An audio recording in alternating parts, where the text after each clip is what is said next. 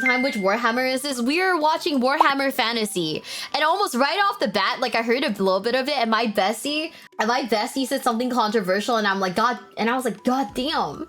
Are you guys ready to start the video in 3, 2, 1?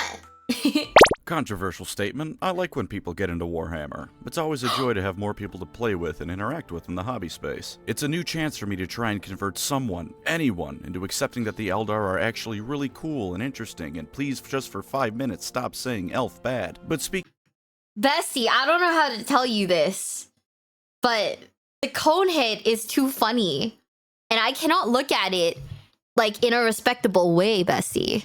Like, also, I like totally harassed this man this morning because we play. If you don't know, so like Pancreas no works a friend. Like, so Colin and I play Dead by Daylight sometimes, and like the new game mode just got released. So I DM'd him. I was like, "Girl, wake up! Like, wake the fuck up! New shit just dropped." And he was like, "Bet." So we're gonna play some Dead by Daylight. Arthur fucking hates it though. Every time I'm like, Dead by Daylight bestie, he's like, I hate you. Speaking of elves, every time there's a wave of people that first learn about Warhammer, there's always one thing in common with them. None of them realize there's more to Warhammer than Space Marines, Tyranids, and spikier Space Marines. There's a whole other pair of settings that also exist, and they just fly right under the radar half the time. Not true. And this sucks, I played because Total the best War Warhammer setting is right there. Yeah, GW ended it, but then it came back. And if you don't want to, you don't even have to collect thousands of dollars of minis to play with this one. Kind of. Warhammer Fantasy has been around longer than even 40k. It's had its ups, it's had its downs, it got blown up for a little bit, but thanks to Total War, Vermintide, and the constant nagging of the community, you can once again play in the old world. With elves, dwarves, and humans as standard, but also some more out there races, such as magical frogs, rats, and Walmart shoppers. And not enough people know about them. Not nearly enough. And not nearly enough people learn that this setting is even a thing. So Walmart shoppers is crazy. Chat, if you could identify with any faction in like Warhammer Fantasy, who would you identify as? The Skaven, the lizards, the dead ones? Don't die. Fucking live, chat. Dwarf or Skaven, I switch from one extreme to the other. So like what? Sometimes you're a rat. You used to have a magical frog army? Is there really a frog like army though? Really? I'm surprised. I actually didn't know that. Where are we looking at Starship Troopers? Oh, I decided to ask. We paused. I don't know what I'm looking at, but we paused at a moment, and I'm just asking chat. What's your favorite? What faction, like fantasy specifically, do you identify as? Cathay, because you have a better life than other humans. Vampires, since I hate garlic and sunlight. Real. The Imperium? Wait. The Imperium exists in Warhammer Fantasy? Vampire Pirates. Okay, I'm not gonna lie. The concept of Vampire Pirates is sick as fuck. Also, did you guys see that there's like the new Warhammer game that's coming out? Bro, I can't wait to play it. I'm like hyped. Renaissance Germany is the Imperium. Oh. Okay, at the end of this video, we'll finally decide what faction I like the most. Right now, I think what I really like are the Skaven, but that's because I think they're funny rats. But then we also watched a video where they were like big, like weird, I thought they were like Twitch from like League of Legends, like haha funny rat. No. They're more like Urgot, and like low-key, that's kind of scary. So now we're on the hunt for a new faction that I will like. Are you guys ready? In 3, 2, 1. I'm gonna be doing my part today. Today I'm gonna learn you all about every faction in Warhammer Fantasy. Some of them had extensive army lists and plot relevance, some of them languished when unupdated army books for years on end, and some of them until recently were relegated to about 3 pages of background lore. Doesn't matter, we're doing it all. If you can conceivably consider it an actual faction, they'll be here. Think of it as a companion to this video. That one was me trying to overview the setting as a whole, and this one is about the groups of people in the setting. I should watch that one. Let's dive into a world of fantasy and see what all that nonsense about them having the Warhammer is all about.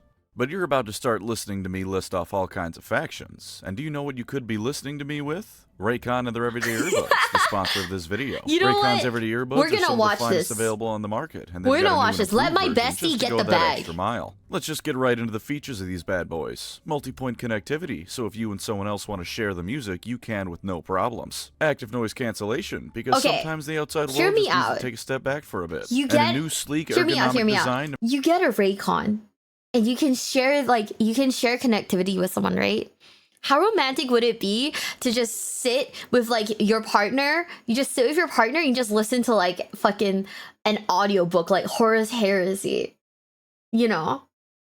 Or what if your girlfriend or boyfriend slips you like the power move and starts like listening to like some relationship like couples counseling book while you guys are sharing connectivity on your Raycon earbuds?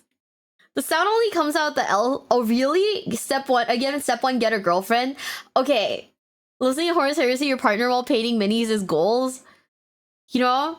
Like Arthur and like the rest, they were like, Arthur was like, I'll wingman for you at Adepticon. I was like, Bestie, no. I'm scared. I was like, Bestie, no, you don't understand. I'm scared. I don't want. I was like, oh my god. But imagine if a Imperial Fist player walks in, you know, like washboard abs and everything. Like, maybe he can wingman a little. I don't know. But then, right, it would just be so fucking. It would just be so fucking goofy. Watch her like Bretonia? No. But I was also like telling him, he was like, what's your type of guy? And I was like, okay, a guy who will prime my minis. And he was like, dude, at Adepticon, everyone in the house would prime your minis for you. Like if you're like that, if you're like not willing to do it, like everyone in the house will prime your minis for you. I was like, oh, I don't need a boyfriend when I can have my best friends. If I draw your model, of course. You gotta have higher standards in priming your minis, bestie. Oh my god, oh my god, oh my god, oh my god, oh my god, oh my god.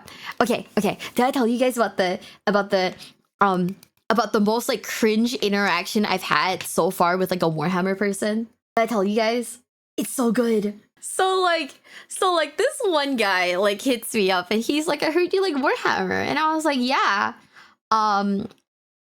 Like I guess like he heard through like from like a friend of a friend that I'm like basically like single and whatnot and that I like Warhammer. Okay. So like he's like, I heard you like Warhammer. I'm like, yeah, I do. What army do you like? And he's like, oh, I have like CSM. And I was like, oh, okay, that's cool. I like Imperial Fists. Okay. He goes, oh, and he's like, oh, that's sick. Do you do anal? I went, what? That's some Saneshi bullshit right there. Get blocked, fucking nerd. I was like fighting for my life. I was like, what? It was so insane. It was so fucking funny. I remember just like being like, oh my fucking god. He told you he was CSM. He probably has like an Emperor's Children army. That's probably what it is. It's an Emperor's Children army. That's how you know. Yeah, he really went for it. I imagine because you said you like Imperial Fists and they fists. I mean, just because I like the Imperial Fist doesn't mean I like that, you know. Like, so you run into another one of those guys again. Oh yeah, no. So I think I'm waiting for like the Etsy Witch like cooldown to be like off, because I think the Etsy Witch has like cursed me for till like the rest of this year. So we're not talking to guys until 2026, because hopefully by then the Etsy Witch debuff will be over and I can finally talk to, you know, sane human beings again.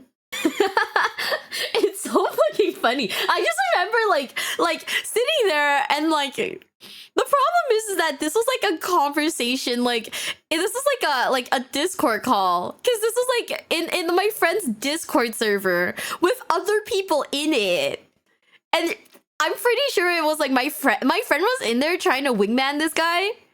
And my friend later like DM'd me and apologized, because they didn't expect him to be like that too. It was so fucking funny. Have you ever gotten hit on by a sane person before? The sanest guy that's ever hit on me told me to my face that he's a free spirit and can't date one woman only, so I have to be okay with that. That was like the sanest conversation I've had with one of these guys, where it didn't like implode into like the biggest fucking meltdown. No, it wasn't Tinder. It was like my friend's friend. I was like, oh my god, if you're trying to wingman dudes like this, don't talk. Like, do not. Yeah. It's like for some reason most dudes kind of have like a meltdown where they're like, hey, talk to me. What did I do that's so bad and so wrong? I've had so many like people just like blow up my DMs. Like I say DMs very in like generally, you know, it's not like Discord DMs or anything like that. Just like even like, you know, back in the day of like fucking Skype and whatnot. But like most of the people that I've like talked to in a flirty way have basically like blown up on me, and they're like, what the fuck do you mean I've done something wrong? Tell me what I did that's so bad. And it's like, brother, your reaction right now is really scary. Please don't do this. It's a genuine lack of social awareness. No, I get that. Like the problem. Okay, so being very realistic, yeah, I'm in a space.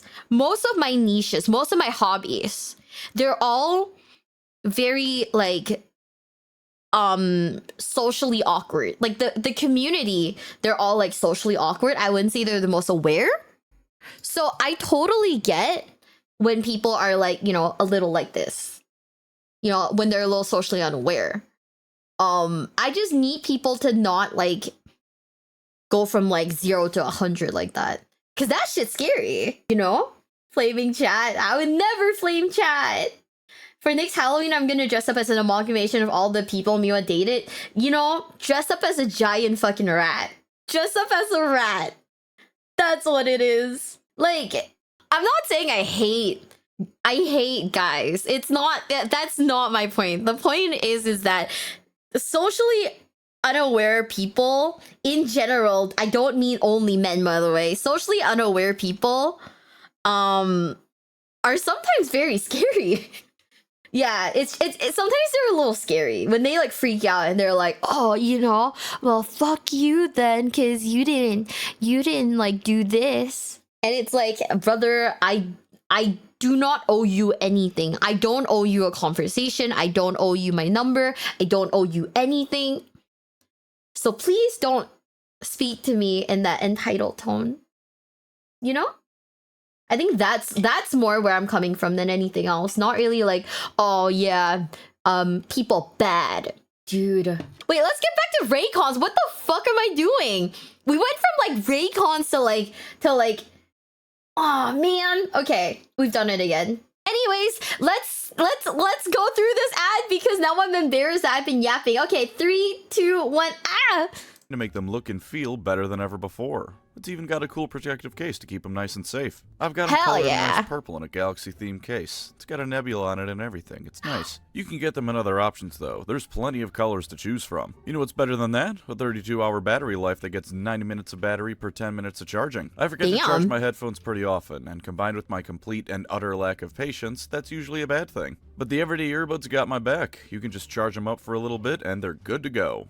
I use them when I'm painting or assembling minis. The thumbs it's nice up and is relaxing, so and the sound good. quality lets me tune out the world and get into the swing of things. This is Yo, good hold because, up. as you We can gotta go see, back. We gotta I have judge a this lot of man's minis like to work bedroom on. now. But even with your own shopping needs, you can still enjoy the Raycon Everyday Earbuds. Click the link in the description or go to buyraycon.com/pancreasnowork to get 15% off your Raycon purchase, plus free shipping. They're already half the price of other brands, and with my link, you can get them at an even better price. Spice up how you listen to music, podcasts, and more with Raycon's Everyday Earbuds. God Now damn. then, let's talk about where it all began. Orcs and That's goblins. orc spelled with a C, by the way, not a K. But across the board, the greenskins of Warhammer Fantasy aren't that different from the ones in 40k, which is why we're starting with them. They like to fight, they're mushroom people, they're green. If you took an orc from 40k and put him in a greenskin tribe in Fantasy, you probably wouldn't be able to tell the difference. Can I be real? I remember like the first time I saw like Warhammer orcs, and I got very confused as to why they don't look like Lord of the Ring orcs. That's Malkador a hero to you? Oh, so for context, basically someone in Twitch chat said all the good men are dead. So I said, who's dead? And then I remembered, oh yeah, Malkador the hero. He's fucking dead. Sanguinius is dead. You're right. The good men are dead. Bring them fucking back. What? Bring them back.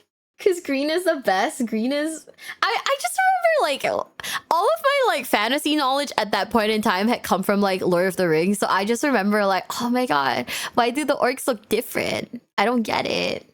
I was so sad. I was like, man. Might wonder why no one has a decent Shuda hanging around, but he'd be content with his life regardless. He might even be happier, because these orcs have characters like Grimgor instead of Ghazghkull. There are no thinking and tactics for Grimgor, only beating everything near him to death. The Greenskins used to have some pretty different lore, being closer to D&D than anything else. They had half-orcs, and they didn't reproduce with mushroom spores. Then as time went on, that was moved away from, and eventually we came to where we are now in the old world. He's riding a the orcs pig! hopped to ride with the old ones' ships when they came to the Warhammer fantasy world. More on them later. From there, they naturally began spreading out across the entire world. The old ones and their servants did their best to get rid of the orcs, as they did all other races they weren't quite fond of, but you... Hear me out. We get a mini of the orc riding a pig, and we paint the orc to look like me, and the pig to look like one of the mini pigs at that mini pig cafe in Japan. Don't bring Sanguinius back? Okay, how about this? They drop a Warhammer 40k dating sim. But it's based in heaven, or whatever the equivalent of heaven is for like fucking Warhammer, where you date all the dead people. Sorry, 30k. Yeah, so we don't have to bring them back, but you still get to date them. Because you don't want to bring them back because they're fucking dead. But also, I still want to date them, so... Is it the warp?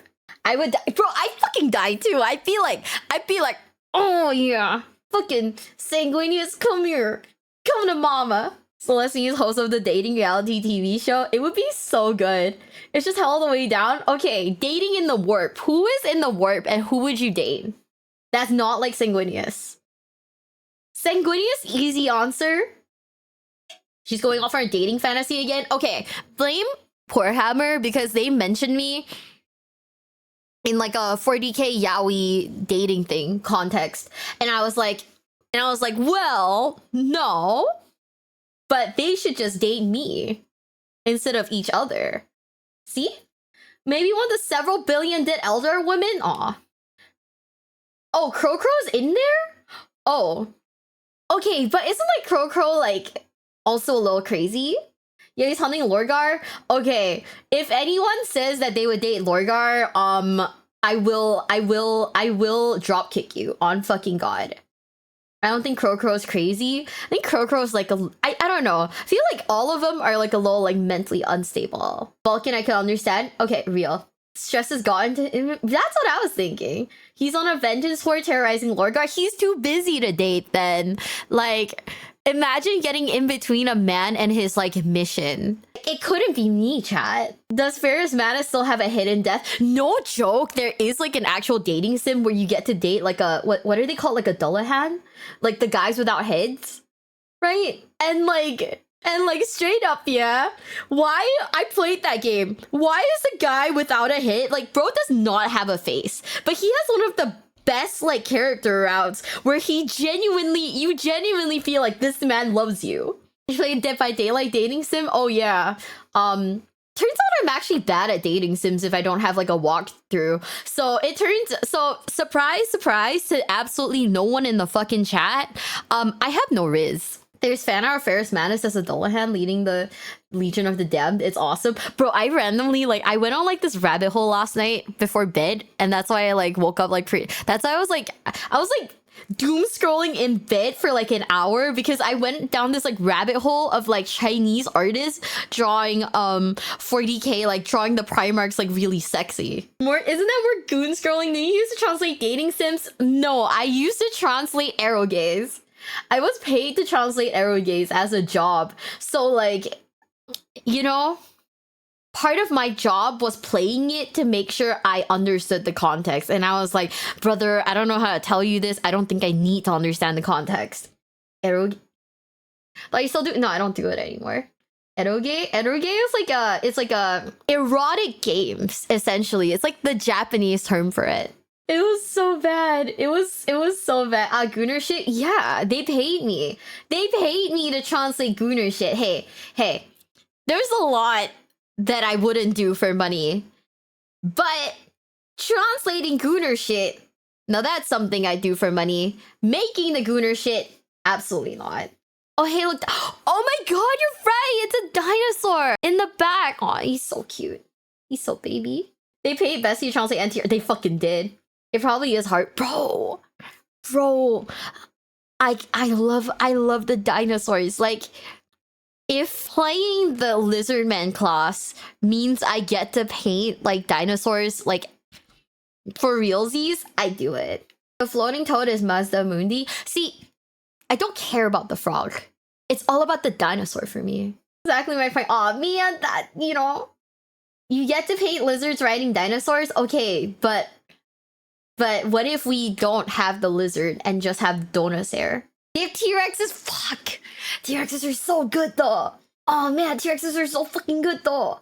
Ugh. But anyways, let's keep it going. If you guys don't know why sometimes the screen like fades out like that, it's cause for some reason you cannot, I literally cannot open anything on this monitor. Everything has to be like, every like window has to be open on the second monitor, because if I do anything here, even just Spotify, it like kind of fades out. It's kind of fun. It's kind of weird in a way. Are you guys ready though? In 3, 2, 1.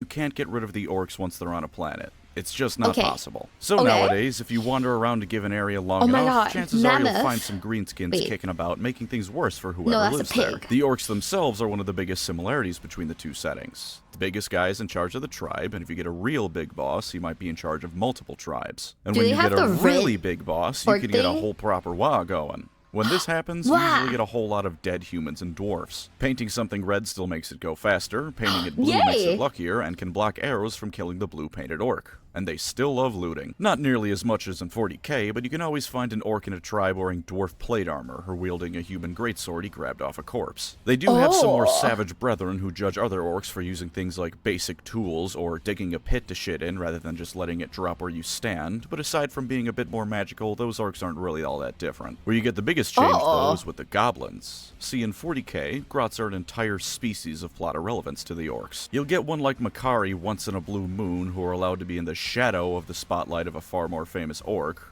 but the goblins in fantasy are an actual threat all by themselves. Sure, they're still cowardly and will refuse a stand-up fight unless they outnumber the enemy 40-1. Sure, they're still kicked around by the orcs and are used to do all the manual construction stuff. And sure, they're still slightly smarter than the orcs, so anything resembling any actual construction or research is done by them. But every now and then, not often, but every now and then, you get a goblin who's a cut above the rest. And when that happens, everyone's in trouble. The I goblins feel are like I cunning vaguely little remember buggers. this. They know in a straight-up fight they're gonna lose, so they'll wait till the biggest orc around is sleeping and slit his throat, or poison his food, or convince him there's something shiny in a nearby cave filled with hungry trolls. And sometimes, if they're really insane, they'll overdose on literally magic mushrooms, and when they come back to reality, they've slaughtered every orc in charge in a manic frenzy. Now instead of What? a big green moron who just about knows which way is forward leading the army, you have someone like Skarsnik leading an orc army. A green little Sun Tzu who's gonna run circles around you and your entire military. Or you can get one that pretty much just lucks into the position, like Grom the Paunch, hallowed be his girth. Instead of being clever, he just got incredibly lucky and was forced to eat troll meat. Instead of exploding, which is normally what happens when you do that, he just kept growing alongside it. Three things Oh. happened.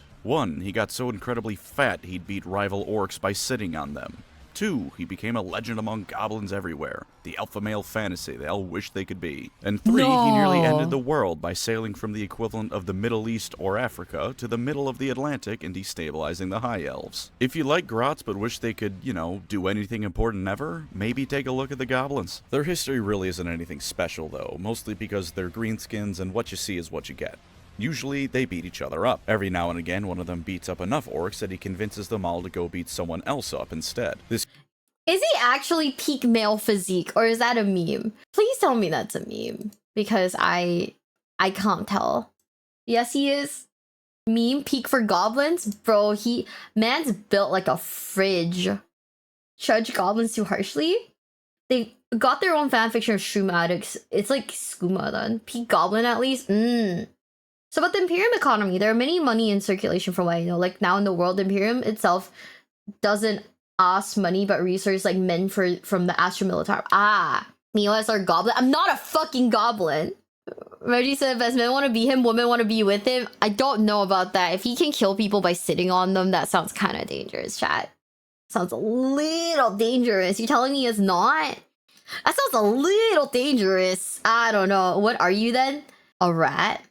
This continues until that war boss is killed, and then the orcs disband and go back to beating each other up again. Some evil dwarves like to use them as slaves, and when they tried to make bigger, stronger, and smarter orcs to use as slaves, they immediately learned why that was a bad idea when the orcs revolted. If you like being mean and green, you'll like the orcs. And one crucial thing I nearly forgot, they love to dance. Warzag may be the prophet of the orc gods first, but he's a hell of a dancer second. Now let's get out of the realm of similarities and into some things fantasy really does different. Yo, he's really like grooving. What when the the heck? old ones showed up, the planet they arrived on was ideal for creating the ultimate weapon to fight chaos. Of course, they still had to create it. So to do that, they started by moving the planet closer to the sun to warm it up, which pissed off a lot of things on it, like the dragons. Speaking of, there were a lot of races on the planet that wouldn't really like to share the room with the Old Ones' creations. So to help them with the legwork, as well as get rid of all those fellas, the Old Ones created the Lizardmen. They also created most of the other playable races in the setting, so unless otherwise stated, assume all these factions started out as the test tube babies of the Old Ones in one way or another. The Lizardmen were not this ultimate weapon against chaos, although they were still pretty good at fighting. You know how I said the orcs resisted extermination by the Old Ones? That was just them who managed it. Everyone else fell under a tide of angry lizards, dinosaurs, or angry lizards riding dinosaurs. With that small little bit of genociding out of the way, the Old Ones set about making the world fit their needs. The Lizardmen were their chief assistants, and to be the best secretaries they could possibly be, the Old Ones made them in several different flavors. All of them with a dash of Mesoamerican cultures thrown in, because if you have the option to have Aztec lizard riding dinosaurs, you have no good reason not to take it. First you have the Slan. The Slan are the best wizards in all the world. They may be big fat toad people, but the first generation ones were the ones who changed the entire planet's orbit, moving around where it needed to be in space. Moving down the generational line, they did get weaker, but that's highly relative. Second generation Slan could only cause entire mountain ranges to suddenly appear at the drop of a hat. These were the Lizardmen who directly worked with the Old Ones and delivered their messages and will to the rest of them. Next you have the Saurus. Stupid people might think that since the Lizardmen are a Bronze Age civilization at best, they're not much of a threat. Then an 8-foot-tall monster from the Cretaceous period clubs you to death with an obsidian axe, and you find out just how the Saurus were able to depopulate an entire planet. These were the generals of the Lizardmen armies. They were bred for war and only war. They're pretty straightforward, and all their characters have the same background of bred to kick ass, but this is Warhammer.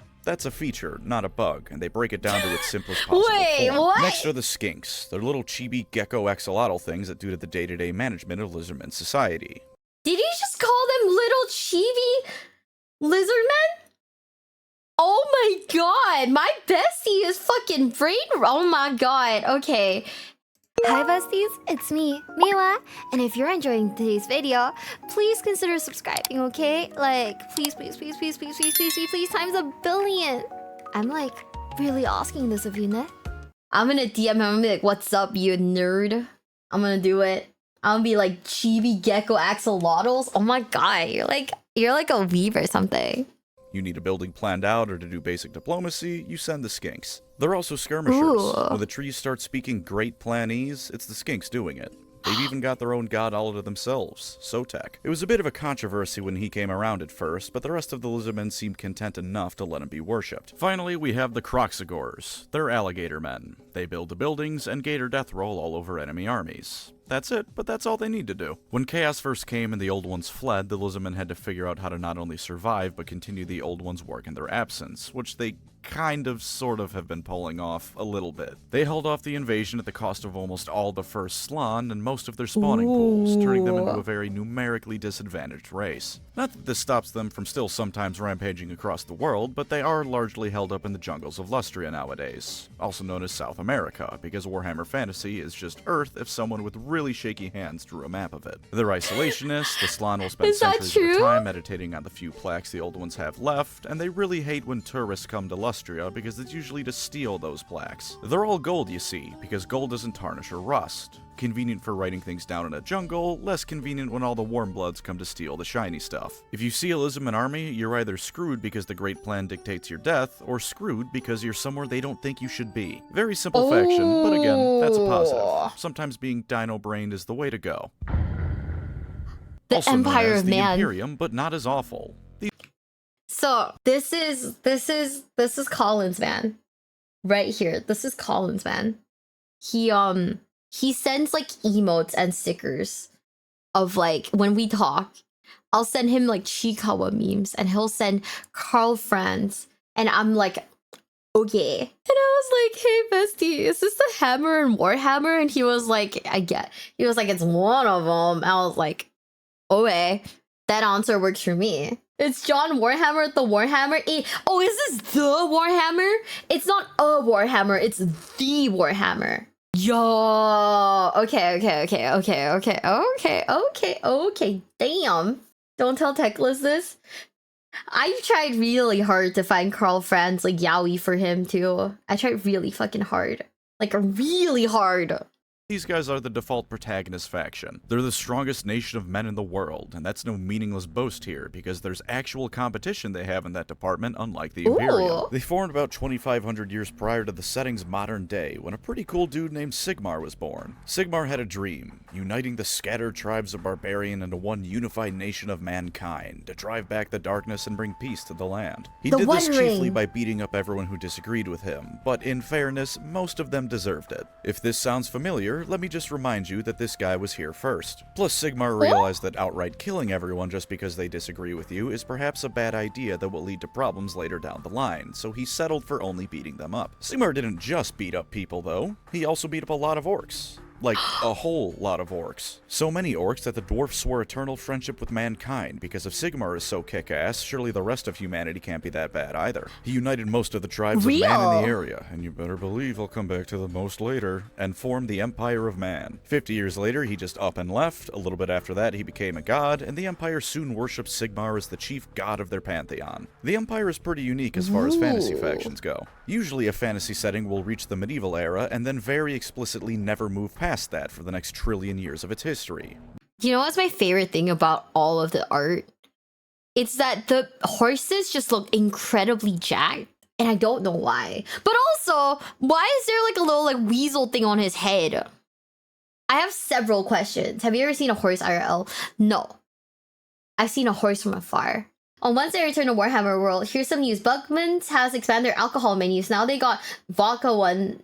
Now I got vodkas. One is as blood for the blood god, but I didn't try it. I was playing games, so no getting hammered. Yeah, like, aren't they swole as fuck? Like, look at it.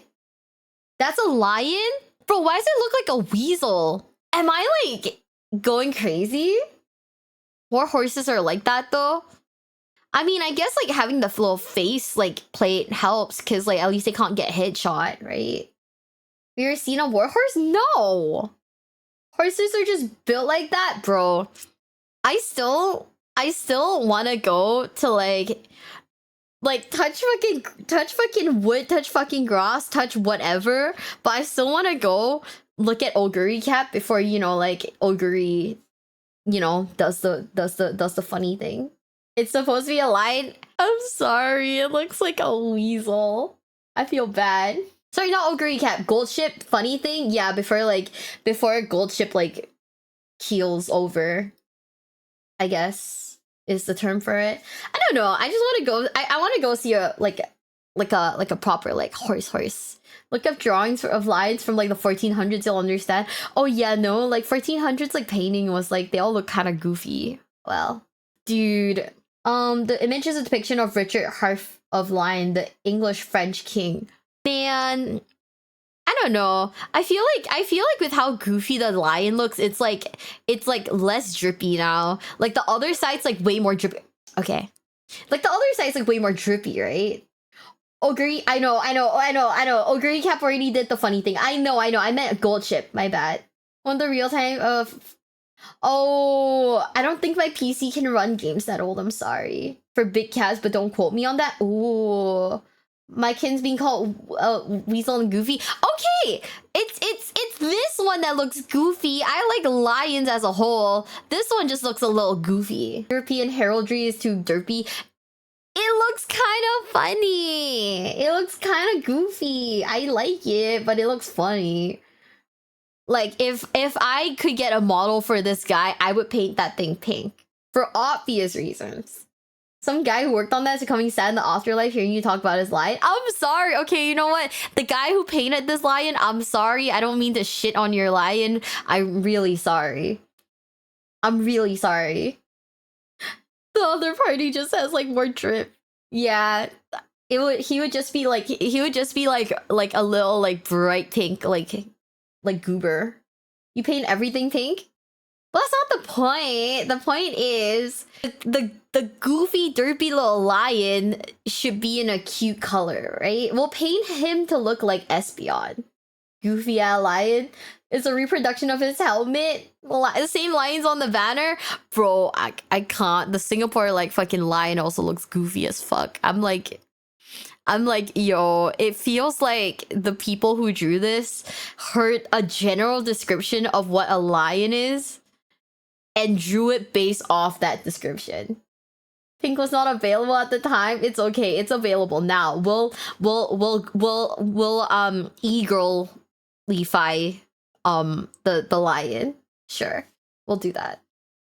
The Empire isn't like that. When Sigmar was doing his thing, it was barely the Iron Age. Whoa. The dwarves giving them steel weapons every now and then was considered the height of technological advancement. Nowadays, 2,500 years later, the Empire has tanks. I forgot Good about the funny tanks? little thing. Yeah. Look, for a Renaissance age civilization, tanks are pretty damn impressive no matter how good they actually are. They have factories, mechanical horses, and countless other things that make you wonder if the book you're reading was put in the fantasy section by mistake. They also have wizards who scam people out of $50 for the thrill of it, politicians who constantly need to be wrangled by the one competent guy in the entire government, and enough floppy hats to arm the entire Holy Roman Empire with. They're still normal people, though. The three things that make the Empire great aren't genetically modified super soldiers, or lost technological secrets from a golden age, or even the direct intervention of their gods. It's faith, steel, and gunpowder. A whole lot of each. Give a man a halberd, a cause to fight for, and his friends by his side, and it turns out you can push back even the most determined of evil murder Vikings time and time again. Most Warhammer fantasy books follow the Imperial characters around, and you get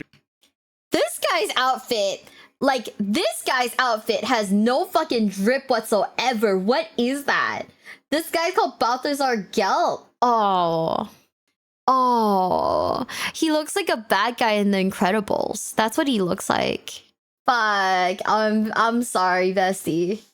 Like, it's called camp. Is this camp? I don't fucking know, dude. He's the biggest troll in fantasy. Like, what? He scammed someone out of $50? Okay. Tell me about this man. The greatest con artist. Why is he a con artist? One man may not mean much against a giant, but when one fights for friends, one is never truly alone. Is that really how he pays people with fake gold? Oh, he is a scammer then. What the fuck? Stop being mean to him. I'll do my best. That's insane. Wait, he has a whole video? Oh, I have to watch it now. See, like, the only reason why I don't know of the other Warhammer Fantasy videos is because, like, I genuinely don't know much about Warhammer Fantasy. So now that I know what videos to search out for. Oh, man.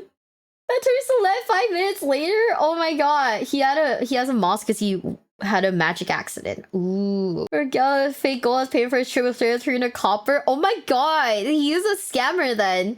What the fuck? I still don't really know. Okay. So I want to be very like I want to be very, very clear with you guys. I know nothing about Warhammer Fantasy. Absolutely nothing. Other than what we've seen in the Total War Warhammer trailers.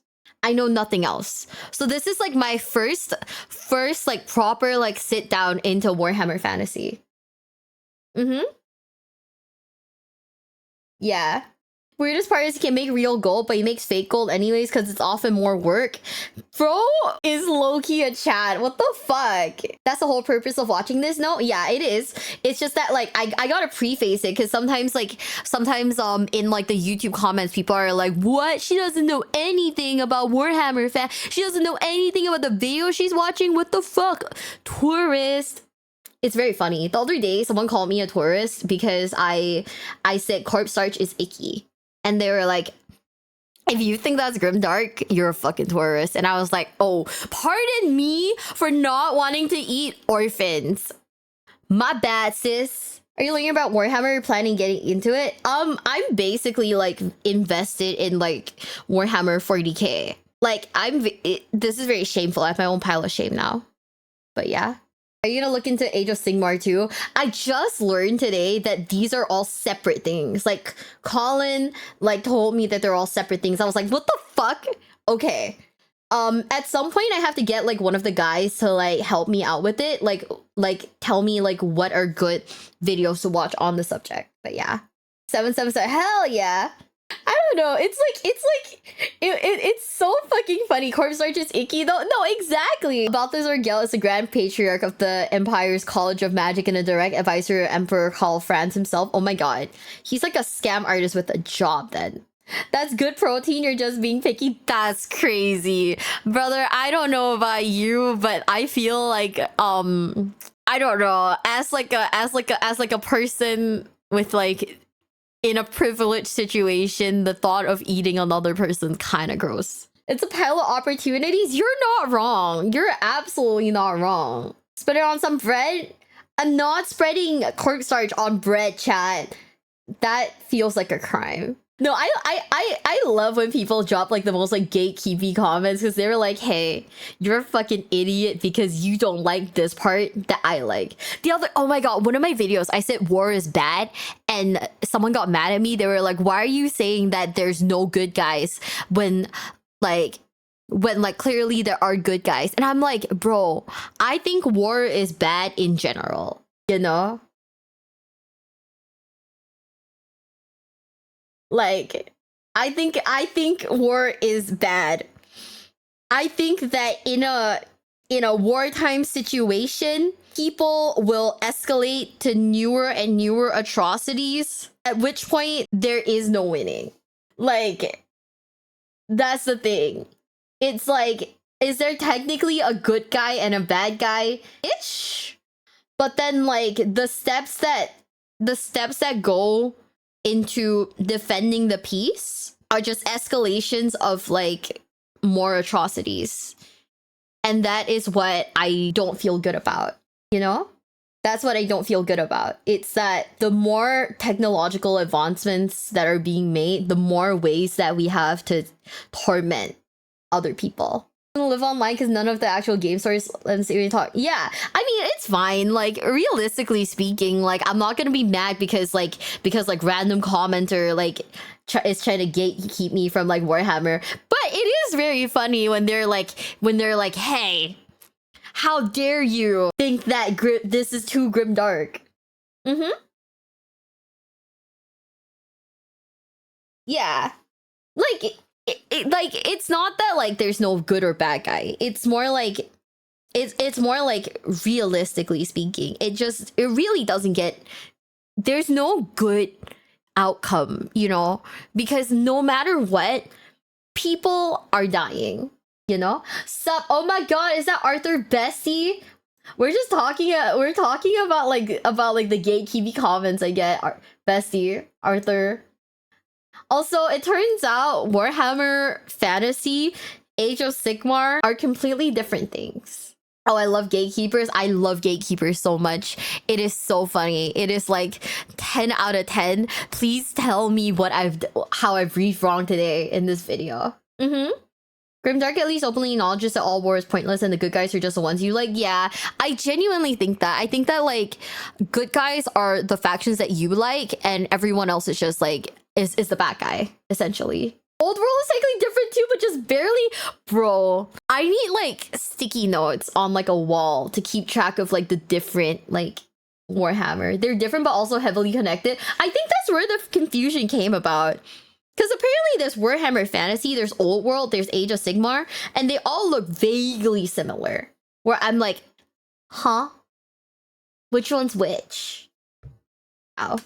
I wouldn't say technology makes worse war crimes, just new types, and the cruelty it enables doesn't end on the battlefield. Exactly.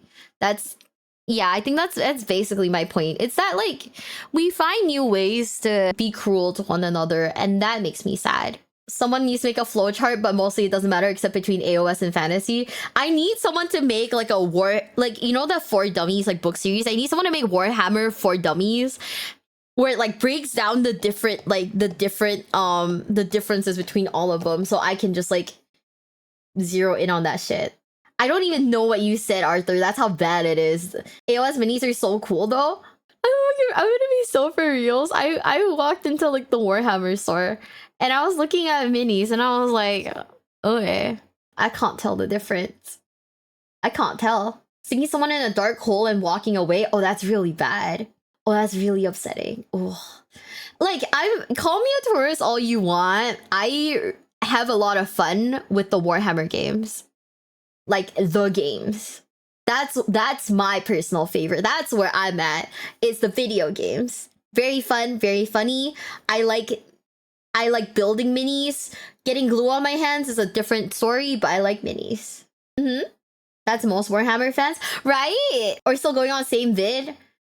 Brother, you thought we'd be over this video by now? Absolutely not. What you feel? Exactly.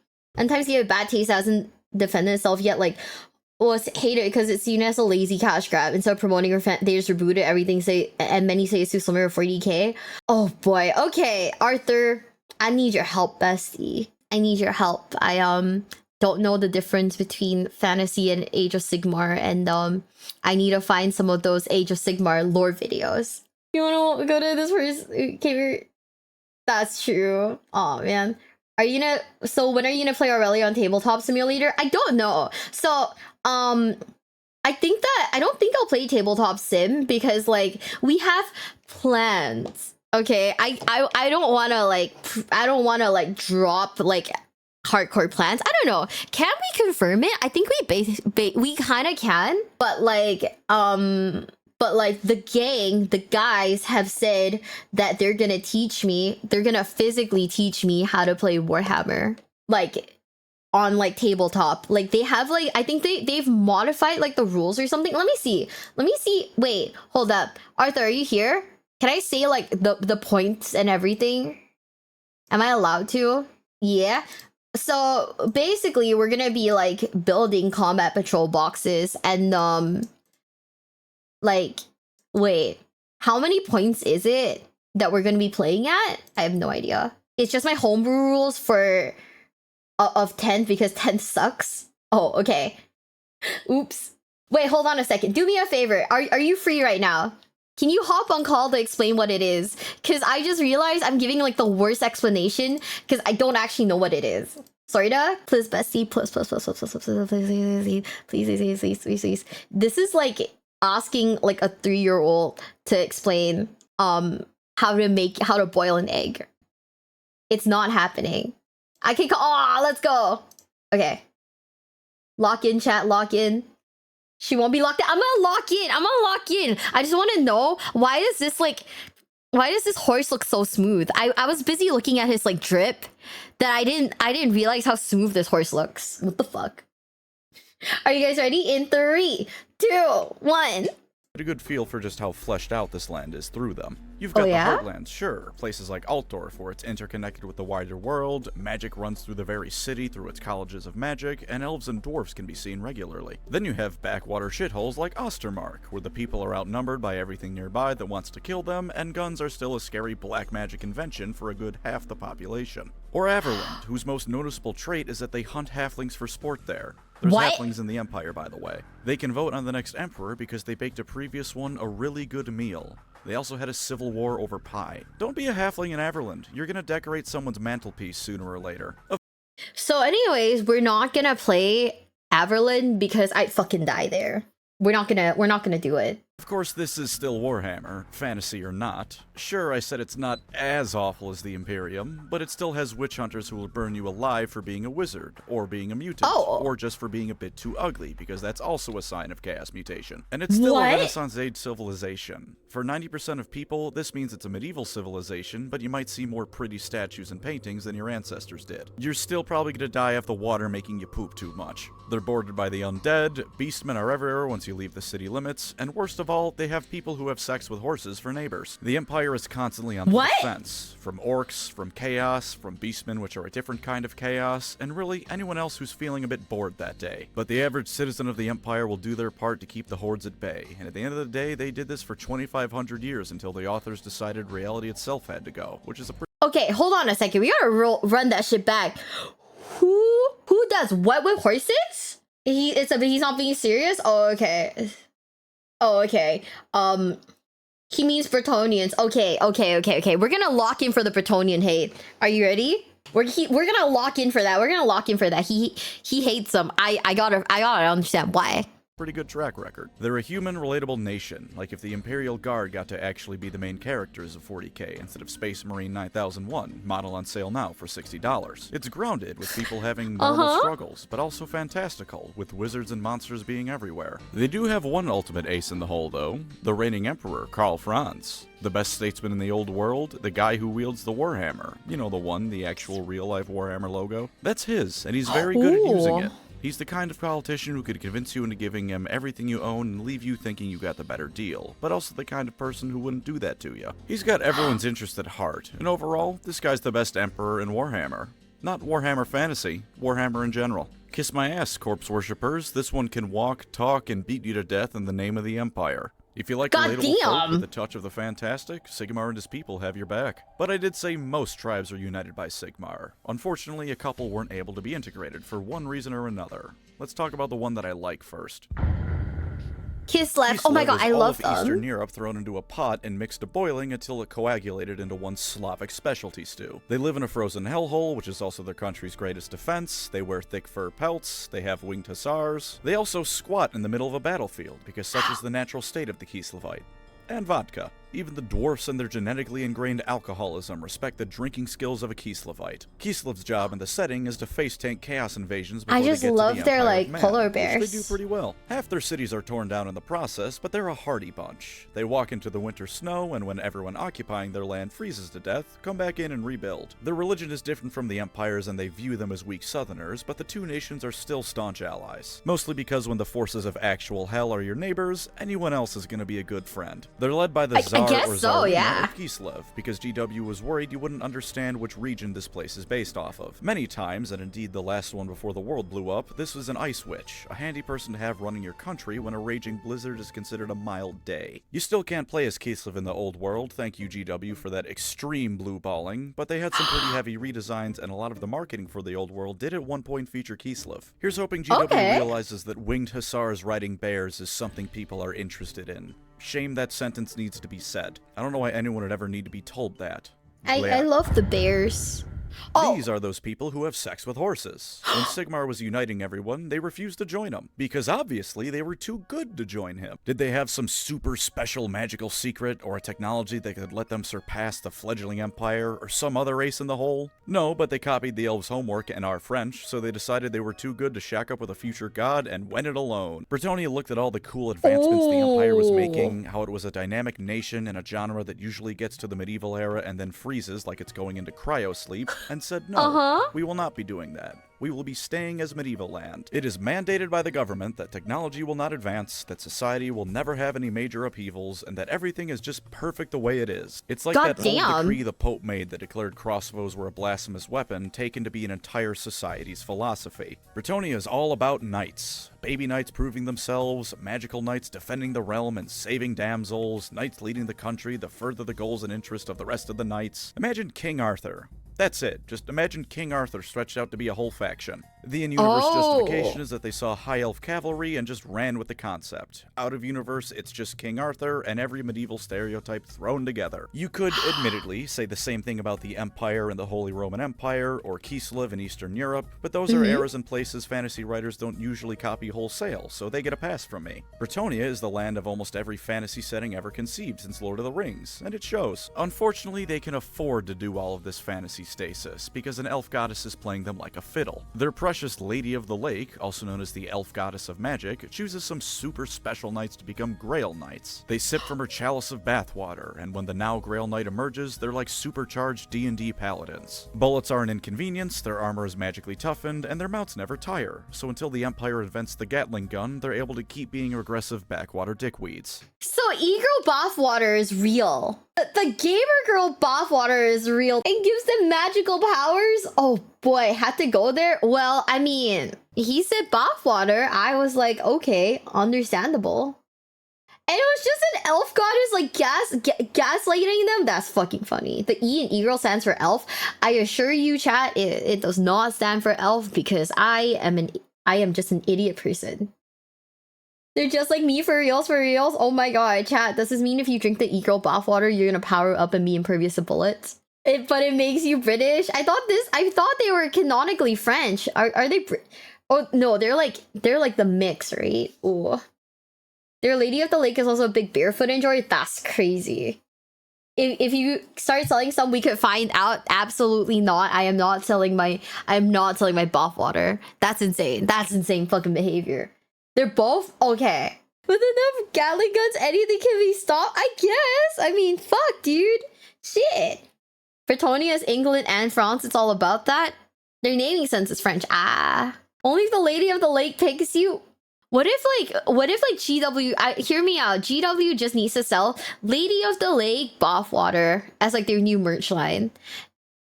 I feel like people would buy it for the memes. I feel like people would do it. And then they're gonna do the thing that like, did you guys know? Like this is honestly like insane fucking behavior to me. But when Belle Delphine sold her like bathwater, right? There were people who actually had the water tested and they found out that there was actually no like trace of like, you know, like human, you know, like skin or whatever in it. So they were like, oh, we got fucking scammed. And like, I'm gonna be very honest with you guys, her scamming people by selling bath water, if I had bought her bath water, I would not think that she actually like, you know, took a shower in it, right? I don't know. I'd be like, I bought this for the meme, but I wouldn't expect her to actually be in there. But then people actually got upset that there wasn't like human, like, you know, any human traces in the water. People were genuinely mad, which is so crazy to me. Hi, Precise Stream. Hi, what the fuck do you even do with bathwater? I don't know. Put it on a shelf. I really don't know. You can't mail a biohazard? That's what I was thinking. Like, you can't mail a biohazard, so like, what the fuck? In older lore, they were tolerable, but in modern lore, someone must have felt they weren't angsty enough and made them nice and extra oppressive. The peasants are honored if the noble allows them to have 3 pennies a week instead of 2. Ladies who aren't magical are property because medieval times, and social mobility is a punchline. I hope you like medieval medicine. The Empire's medicine already isn't that great. Bretonian medicine is the kind of thing that has a 300% fatality rate.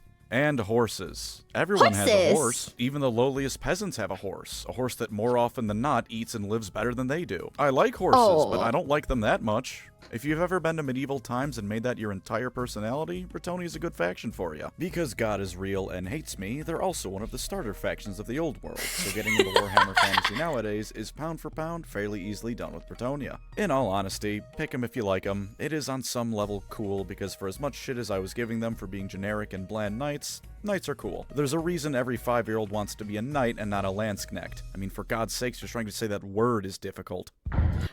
Should I go to medieval times? I low-key want to because I can tell you 100% we don't have shit like that in Asia. Medieval times sounds like a good time, even though like from the reviews I've read online were just like, you have dinner and like there's just horses like shitting like right in front of you. Those were like the reviews that I read and I was like, oh, okay. Hell to the fuck no, is it that bad? You want to know something crazy? Okay. So like, this is gonna sound a little stupid, but if there's like a hotel in like Las Vegas that I want to stay at, like on the strip, it has to be the one that's like castle themed. Just because I think that it sounds and looks goofy as fuck and I really want to go there. Just go to a Renaissance fair. I should ask my friends to take me to one. Yeah, like, even though I know, like, a lot of the reviews were like, this place is dinky and dingy as fuck and it's probably, like, really gross, I think it'd be really funny. Medieval China, medieval Europe. Okay, but you see, the problem is that I'm Asian. So, medieval China is something that I am intimately, aware of, okay? Medieval Europe, on the other hand, I am not aware of that. Like, I'm very excited about it. I'm interested about it, you know? It's ugly as fuck inside. Is it really? I thought it was like the funny hotel. Oh my god, me too. Yeah. Warrior Stays period themed restaurant. Bro, I know so much about Sangguoyin Yi that it's kind of insane. The other army GW has refused to put onto the tabletop despite already having a direct hand in reworking them for Total War. Did you know there's a fully fleshed out Cathayan army book for GW developed? You can't have it because funds not allowed. This is a shame because Cathay is awesome. Dragons are also awesome. Cathay agrees because they're ruled by immortal dragons who the Cathayans follow at every whim. Fantasy China is a magical place and one of the few places in the entire planet that might not be a terrible one to live in. Every now and again, it does what actual China He used has to a do and Warhammer implodes, too. and sure, those ruling dragons get along like all siblings do, i.e. barely at all. But in day-to-day life, not a bad place. And it always comes back together after imploding, usually after Mommy and Daddy Dragon come back Oh, to they kick have models everyone's now, heads in true. till they start behaving again. It is, like I said, just fantasy medieval China. But that is a compliment. You know those terracotta soldiers? What if they were animated by magic and also 100 feet tall? Are you a 40K fan? Imagine if the Primarchs weren't utter morons and failures almost to a man. Because Oh, that's kind of Cathay. sick though, Again, the for big reasons fucking I will never terracotta. understand, we don't have them yet in tabletop. But Total War does, and by God is it fun to play as Cathay. The Silk Road was prosperous in real life, and it's prosperous in Warhammer. So if/when they finally come out, prepare to show the world why China was for a good 1,000 years the most prosperous country on the planet. It's Okay, is it cliche for me to be like, I want to play the Cathay because I'm Chinese? Like, I'm half Chinese. Oh, there's models for terracotta giants. Bro, I want to get one. That sounds sick. That sounds sick as fuck. Not at all? Okay. Okay. Because I want to play them now. The Cathay models are sick. Oh, I want to play them so bad. Cathay is honestly one of the best starter factions. That's the target demographic, the Chinese.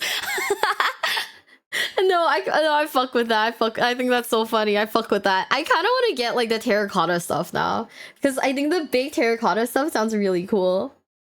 It's even better here because this Great Wall has magical dragon ladies guarding it. Oh, Cathay is Damn. also near the countries of Nippon, Ind, and Koresh. Nippon is Japan, Ind is India, and Koresh is Southeast Asia. I'm not giving them their own spots because no one cares about them, and I can't bring myself to either. That's it for the Goddamn. non-chaotic living humans, but that doesn't mean we're done talking about humans. The next few ones just don't have a heartbeat. Or skin. Hold on a second. I don't care about Southeast Asia. Fucking crazy statement. Oh my god, bestie. Bestie. How dare you? I like, okay, this is like a year old. We're best friends now though. Wait, you're half Chinese? Yeah, I am.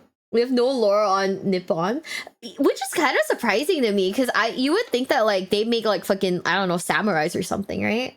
The Warhammer Japanese taught the Ratmen how to be ninjas. Oh my god. Fantasy Southeast Asia has like 4 lines of lore total in like 30 years. I mean, to be brutally honest with you, I don't even know we have lore in Singapore. Like that's cool enough for like Warhammer. Oh, he does? Oh, maybe we should watch that. We should watch that. Like, I can tell you guys the warriors from my country, they're all keyboard warriors. Does that count? No, not really. But, you know, 10 out of 10, I guess.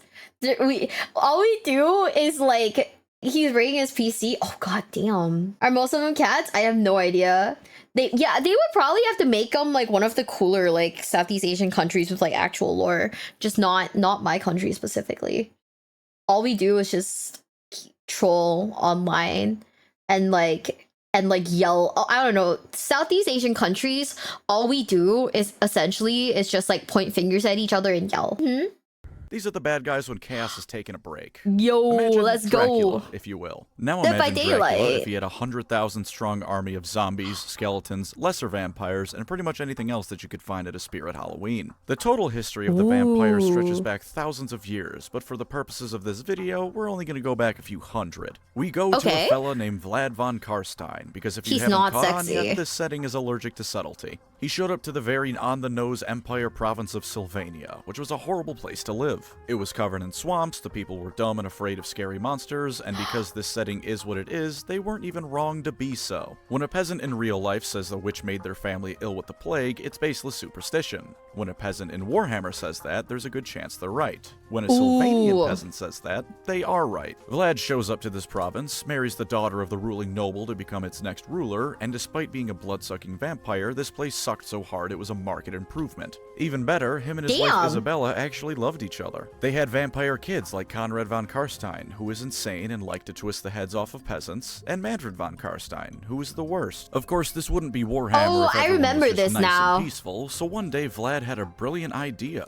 What if I remember he was this. the emperor? He could live forever and usher in an eternal age of prosperity, mostly for vampires, but for some of the people too. So he tried to become the emperor. At gunpoint. Zombie point more like, but 100,000 zombies is a lot more effective than most Renaissance age guns were. He failed, but the damage was done. Him, his wife, and their children spread vampirism across the empire. Now Sylvania is barely even considered a part of it, and everyone does their best to ignore it. This is probably a bad move, because every few decades some vampire likes to try their hand at raising a massive undead army to take over the empire with. They all fail, but they're very murderous. Fair. Them failing means the empire's population only drops by 20% instead of 100%. Just watch the first episode of Castlevania if you somehow haven't, for what it's like when the Midnight Aristocracy goes to war. There's a lot of vampires to choose from, though, to get your specific undead needs satisfied. The Von Karsteins are the classic vampires, who want to suck your blood and rule over the night. The Lamians are a vampire KGB, That's crazy. with spy networks in pretty much every place on the planet. Except Lustria, probably. The lizards don't take kindly to that sort of thing. The Strigoi are what happens if your average Florida resident became a vampire, the Necrox are evil wizards, and the Blood Dragons are a heavy metal album cover. If you What does that even mean? If people from Florida became a vampire, what does that even mean? You know, Florida men. They're known to be insane.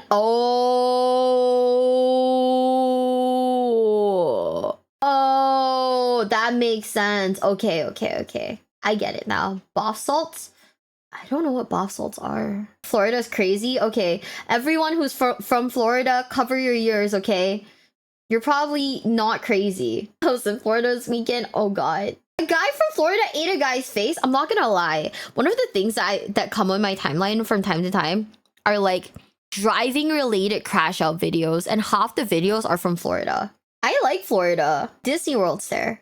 You're speaking English. You're speaking too corrective English for Florida people to understand you. I take no offense.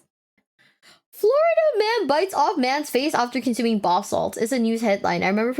Jesus Christ! Oh my God! Florida's like an unmodded Gmod server. Holy shit! Okay.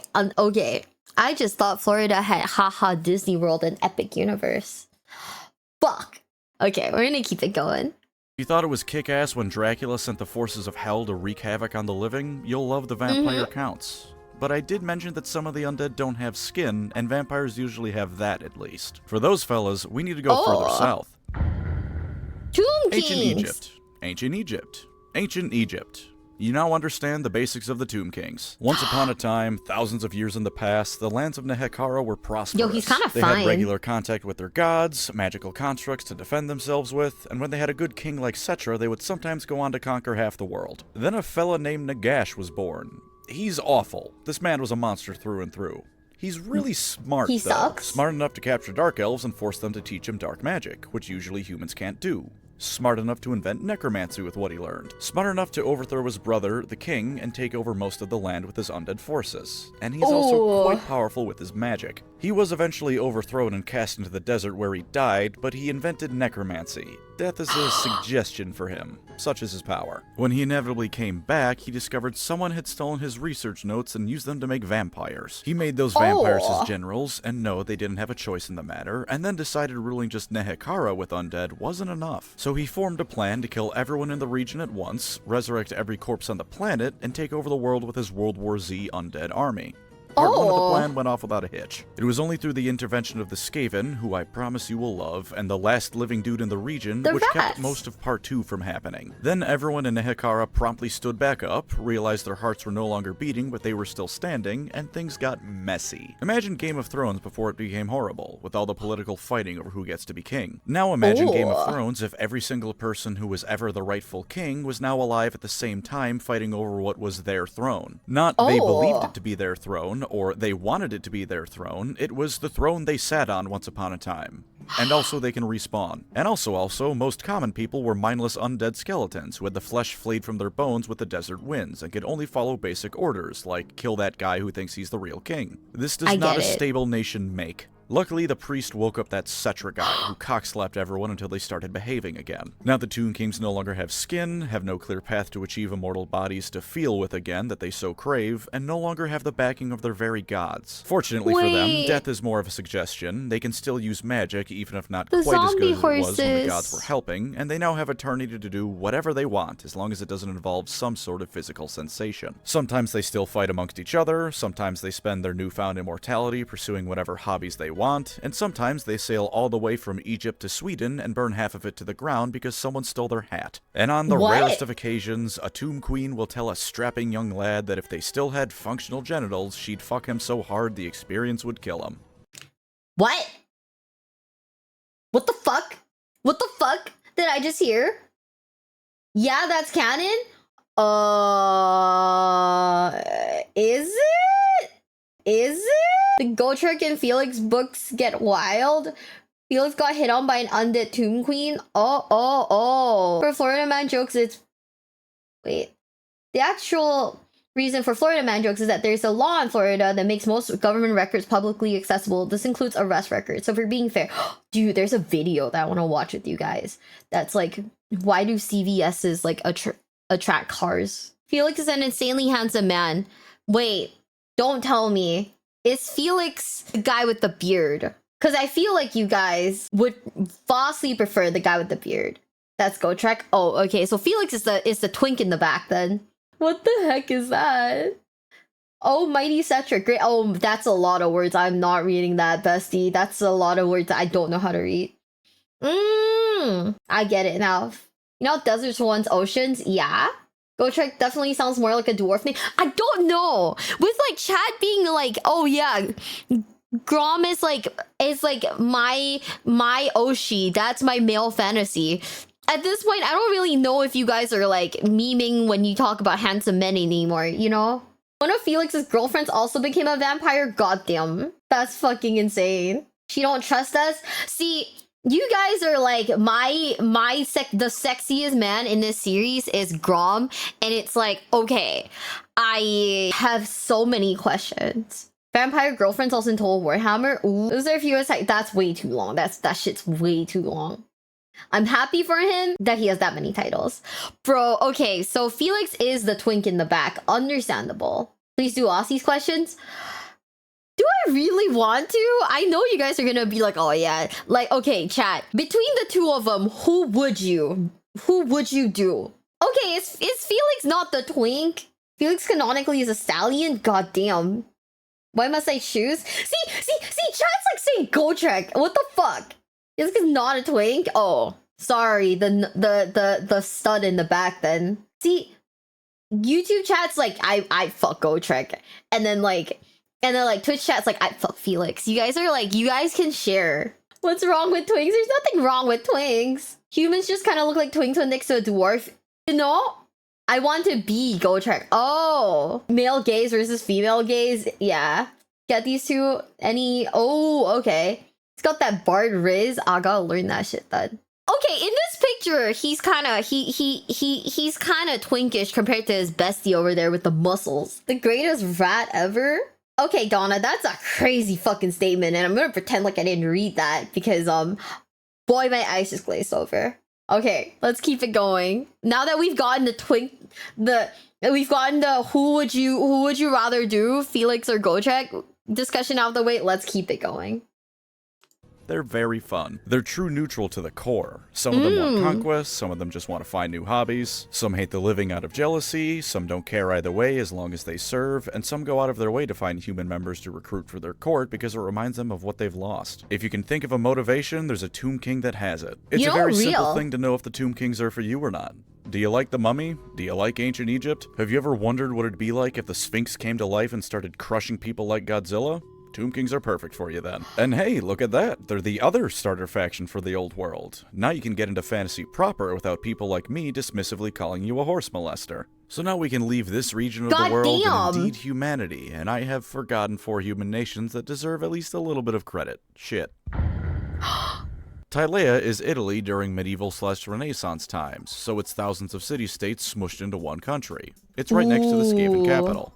There are worse places to live. Estalia is Spain without the colonial empire. Both of these places say they're the first civilized nation in the old world, which the empire disputes. The border princes are the land of whatever the hell you want it to be. It is an excuse to make your own homebrew army, and they fight orcs more than anything. Most of the people there are either fleeing from the empire, leaving the empire in a futile attempt to make it big, and petty nobles. Araby is exactly what you think it is. Turn Aladdin into a wargame faction, but only a background faction. And if you think that's me being dismissive of it, do please read about Sultan Jafar's military campaign against the old world. It's actually got advanced medicine, science, and magical practices and theories, but I can guarantee the only thing you're going to remember about this place is Sultan Jafar.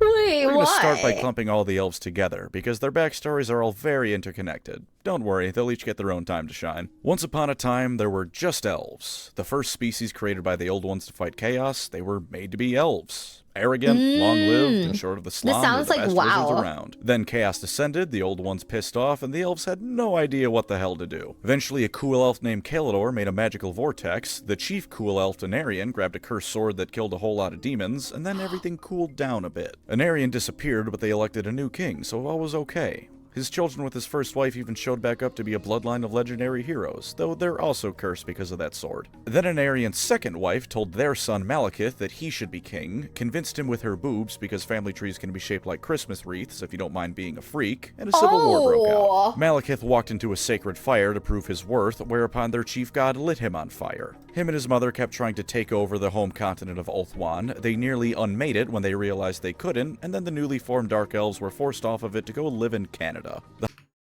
So elves are Canadian? To be fair, his mom is really hot. Can I be real? If that's your like defense, I think you're throwing. I think you're throwing for the party. If that's your defense. Oh my god. I remember his mom. Can I just say, I find it very upsetting that they're not like hot and sexy like the Lord of the Rings elves. Only the dark elves are Canadian. Ah. What if she's like really, really hot? I don't know. This is like a Stacy's mom situation, huh? To be fair, this is old art. Yeah, we're the sexy fucking like elf men. Like, I'm not gonna lie, fucking Legolas from like Lord of the Rings made me realize, oh yeah, no, I do like men. That was the moment where I was like, oh yeah, no, my ass is like straight. Fuck. I mean, look at her. What if she's the hottest in the whole world? I guess. I know my bestie's low-key a little freak for him. Legolas wasn't... Yeah, Aragorn was hotter in my opinion. No, Aragorn is like hot in like a different way. He's got that like rugged, like sexy rugged vibe going on. But then like Legolas has that like twink like hotness to him, and that's like pretty nice. And then I remember watching Pirates of the Caribbean and being like, oh. And I was like less interested. Wait, does that mean that I don't like men? Oh my fucking god. I like feminine? Fuck. What does it mean? I don't know. I'm learning something new about myself today. What the fuck? Why is this a bad thing? No, I'm just learning about myself now. The EK man. I mean, I guess. I mean, I am from that like part of like, I am from that like region of like Asia where like most of the guys are very feminine looking. God, okay. This checks out. I get it now. Which is surprising considering you like Dorn. I don't know. There's just something like really sexy about Dorn though. Like, I'm going through it. Maybe I don't know what I like anymore. Fuck. Look up Astolfo from Fate. I know what Astolfo looks like. I'm not an Astolfo girly. I have no idea what I like anymore. Never mind. I think you just like men. I get it now. The physical location. Remember how Dark Elves live in Canada? Which would be... Wait, I'm gonna DM Bones. I'm gonna be like, haha, Dark Elf. I'm gonna do that. I like tomboys. What's your point? See, tomboys are base though. I'm weak for women that can pick me up and throw me about like a sack of potatoes. Have you guys seen that one video of this like Chinese girl? And like she just grabs like the corn and just breaks it in half and like cooks it for the guy. That shit was like, oh, I get it now. I love how most of you guys have seen it. Oh man. So Stim's a dark elf too? I'm sorry to tell her this. I heard they are Canadian. And I was like, wife material, I need her in my life. Oh my god. Chat, you guys want to be dominated so hard. How about just someone that can carry a conversation on a high bar, to be clear?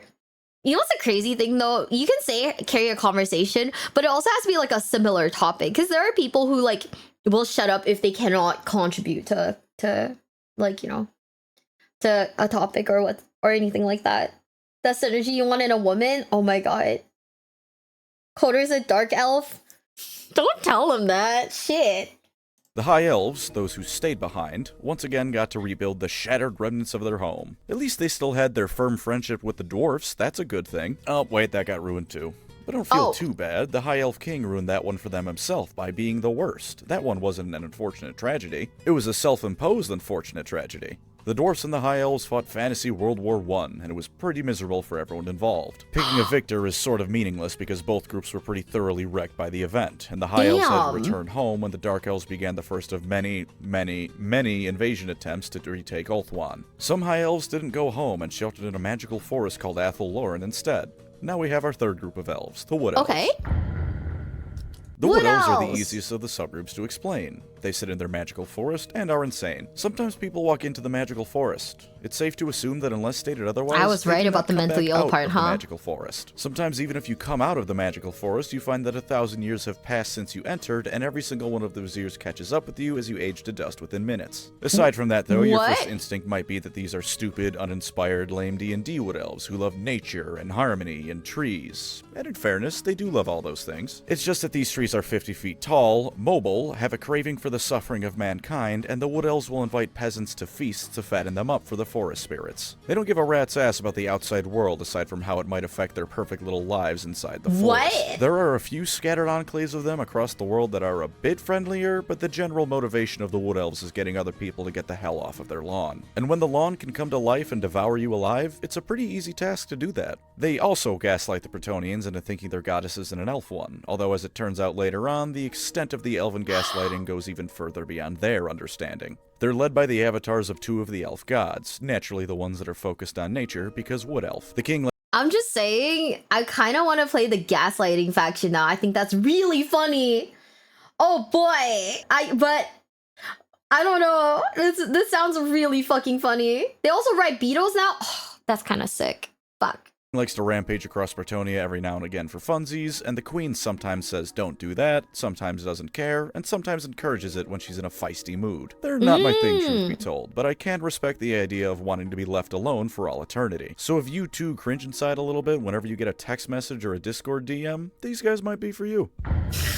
Oh fuck. The High Elves are the ones that stay They on all gaslight and you? remain No. much the same throughout. And like I said, the old ones sure as hell made them to be elves. Long-lived, magical, arrogant, and because they live for thousands of years, they're real good at what they do. Some of their swordsmen have been practicing for so long that they take into account the weight of their eyelashes when they swing. You're not beating that. Goddamn. And sure enough, the history of the High Elves is the history of them sailing out from their homeland to go stop most of the problems the world faces. They taught humanity how to use magic properly, they keep excess magic from saturating the world, and they have a habit of showing up just as they're needed to stop things from getting completely out of hand. There's a High Elf who destroyed orc warbands that have been rampaging since the dawn of time and was so good at it that he gave the entire elven race a reputation amongst the greenskins for being good fighters. All of this because a fat goblin burned down his house. And of course, Teclis my beloved. Is there a 10,000 strong army of orcs, dark elves, or worse bearing down on you? Well, with a wave of his staff and a flick of his wrist, there is now a new crater. He's a real cool guy like that, and he's not even that arrogant. The flip side to balance this That's his glazing boyfriend, session huh? I've just done is that they do actually have weaknesses to go along with all that. They reproduce slowly, and in a wargame setting, that's the mark of death. Every death in battle is a hindrance, although at least compared to 40k, they aren't outright dying. They're on the... I'm sorry, he said what? Pancras has said that if he and Teclis were in a room, one of the two would come out pregnant. I wish I could go back to the me from like 20 minutes ago. I wish I could go back to like who I was 20 minutes ago. That's how you know he's a good guy. Oh, okay. I'm sorry. You know what? I wasn't familiar with like the really nice like elf man. I wasn't familiar. Is Pancreas freaky or is Teclis freaky? That's the true question. I don't know. I don't know. You know? We're gonna hang out with that man. And at that point I'm gonna be like, bestie, so what's up with you? Just a general question. What is up with you, sir? Out of like pure curiosity and nothing else. You good? He does have some freaky moments in the lore. Like, does he fuck? Pancras is freaky. I think Teclis is just a super acoustic wizard elf from what I've read about him. Oh man, but like, fuck, dude, we love our men a little acoustic though. I have to like adjust my mic so that it doesn't fall off the stand because this stand is like getting a little old and like rickety, and this mic is a little heavy. So like this shit will fall. and it will scare the fuck out of me. Teclis has a daughter, so yes, he has fucked at least once. It's Pancreas. Pancreas is the mom. There's some with the tism. Wait, Mia loves men. I thought she swung the other way. No, my friends won't kiss me because I'm too straight. It's really fucking sad. Just watch this, dude. We have so many videos for me to watch today. Holy, are you guys ready? We'll keep it going in 3, 2, 1. The watch list for being endangered rather than being endangered outright. And magic being so innate to them means that when something with it goes wrong, they feel it and are affected by it more acutely than most. Like when their magical queen is sad. Their entire homeland's climate is tied to her emotions. And like any living being that isn't a psychopath, she is sad when a great amount of her people die. So when Malekith decides today is as good a day as any to get 1 million people killed trying to retake his homeland again, it really sucks to live in the same country as her. They're also physically frail, which isn't the biggest weakness in the world, but you'll definitely notice it when an orc is bearing down on them. They've also got a bit of a species-wide depression thing going on too. When you live functionally forever, you get a long time to get a real feel for what the world is like. And as it turns out, this world kinda sucks. They just don't have time to recuperate from any of their constant losses. The world is in danger, the High Elves sail out to fix the issue, and then the world is immediately in danger again. Add on to that some more standard Elven weaknesses, like their old age, meaning they don't always adapt to new things well, and you've got a race that has a bit of a deadline attached to it. Mankind is inventing guns, tanks, and more, and the Elves think the bow and arrow remains the height of warfare. To their credit, though, they're damn good with that bow and arrow, especially when it's a magical lightsaber bow and arrow. And dragons. Ooh. The High Elves are best friends of almost every dragon that isn't from Cathay. Dragons are scary in a fight, and let's be honest with ourselves. If a dragon declared your hometown to be the best thing ever and made sure to always visit and help out when it was in trouble, you'd have an ego the size of Mount Everest too. Overall, if you like elves, you'll like these guys. Even if you don't like elves or only associate Warhammer's elves with the Eldar, the High Elves' ability to actually put their money where their mouth is might win you over. And if nothing else, there's an elf character named Aletha Nar who skins dark elves alive because he just hates them that much, and is overall Michael Myers if he had pointy ears and special forces training. Hard to get more un-elven than that guy. Speaking of ego, though, oh, dark elves! Take the stereotypical elven arrogance, or if you're not a big fan of the race, elven racism. Now jack it up to the logical extreme endpoint of the concept so that they don't only think they're the best, they think of all other races as vermin that should either serve them as slaves, be hunted for sport, or outright eradicated. Welcome to Nagaroth, friends. It only goes downhill from there. Warhammer North America sucks. It's home to the Dark Elves after they got kicked out of their old home, and the entire thing is either a frozen hellhole, a desert hellhole, or a frozen hellhole bordering actual hell. There's something called the Altar of Ultimate Darkness inside of this place. Do you think anyone that lives here is gonna be nice? Sure enough, the Dark Elves aren't nice. There used to be some human tribes that lived in Nagaroth, and then the Dark Elves killed or enslaved them all. They have cities built into mountains they use as ships to raid and enslave others. They kidnap High Elf children to raise as Dark Elves, and the entire society looks like what would happen if every single Decepticon was Starscream. Did they just, like, roll the dice and just do every single crime imaginable? Okay. This is called Australia. Yes, and more. Oh, they love hunting actual people for sport. Pleasant fucking people. Holy shit. Murder and treachery are only illegal if you get caught, and if you're powerful enough, not even then. They're led by Malekith and his mother Marathi, the same two elves who formed the Dark Elves 10,000 years prior. Marathi's kind of just always awful, but sometimes if you squint real hard, Malekith can almost sort of a little bit resemble a noble elf hero he once was. Then he does things like instituting the elven god of murder as the head of the Dark Elf pantheon, uses demons as auxiliaries when he invades Ulthuan, and starts the Warhammer Fantasy Triangle slave trade. In spite of failing to retake Ulthuan every time he tries, he's a damn powerful wizard and warrior both. He's just Darth Vader, actually. He's even got the suit of armor that helps keep him alive because he was severely burned. And who can forget his mommy issues? Although I don't think Anakin ever piped his mother, so a little bit different there. There is no height of cruelty that Dark Elves don't aspire to.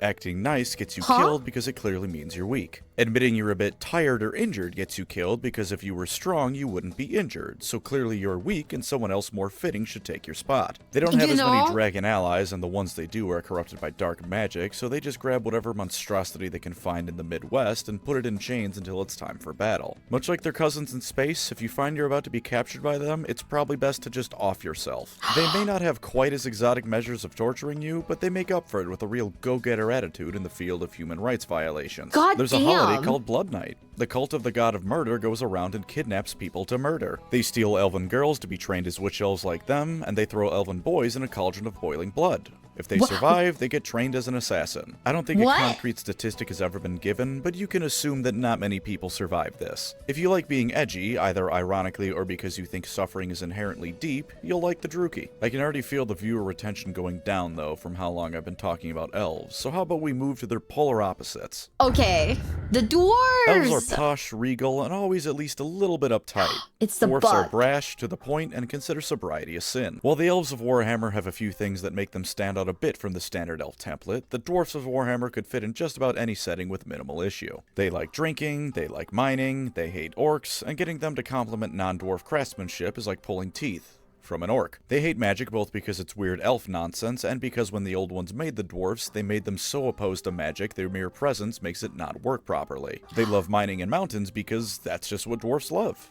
They do have three things that make them stand out, though. First is that it's pronounced dwarfs, not dwarves. Second is that these dwarfs are industrious little fellas. They've discovered oil and how to use it, and with it make helicopters, trains, and more. While humanity has galleons with cannons and the elves have either magical dragon ships or city-sized slave ships, the dwarfs have ironclads, submarines, and aircraft carriers. Industrialism. They hate using them because no proper dwarf would ever be happy with anything but solid earth under their feet, but they have them. They're slow to change to the point that anything less than 500 years old gets you complained at if you suggest using it, but at least some of them understand that the 20-barreled artillery piece is nice to have even if their ancestors might not approve. The second is that these dwarfs are the embodiment of the word spite. They're bitter that the other races won't just conform to proper dwarf ways. They hate orcs and goblins for ruining their once great cities. They hate the elves for that war they got into thousands of years ago. So a war that ultimately started, mind you, because the dwarf diplomat forcibly had his beard shaved. There were some other factors leading up to it, but that was the final straw. The average dwarf doesn't know about the lizardmen much, but they'd certainly hate them too if they knew the Slann were involved in shifting some mountain ranges around that destroyed a whole lot of dwarf holds. Have you ever wronged a dwarf?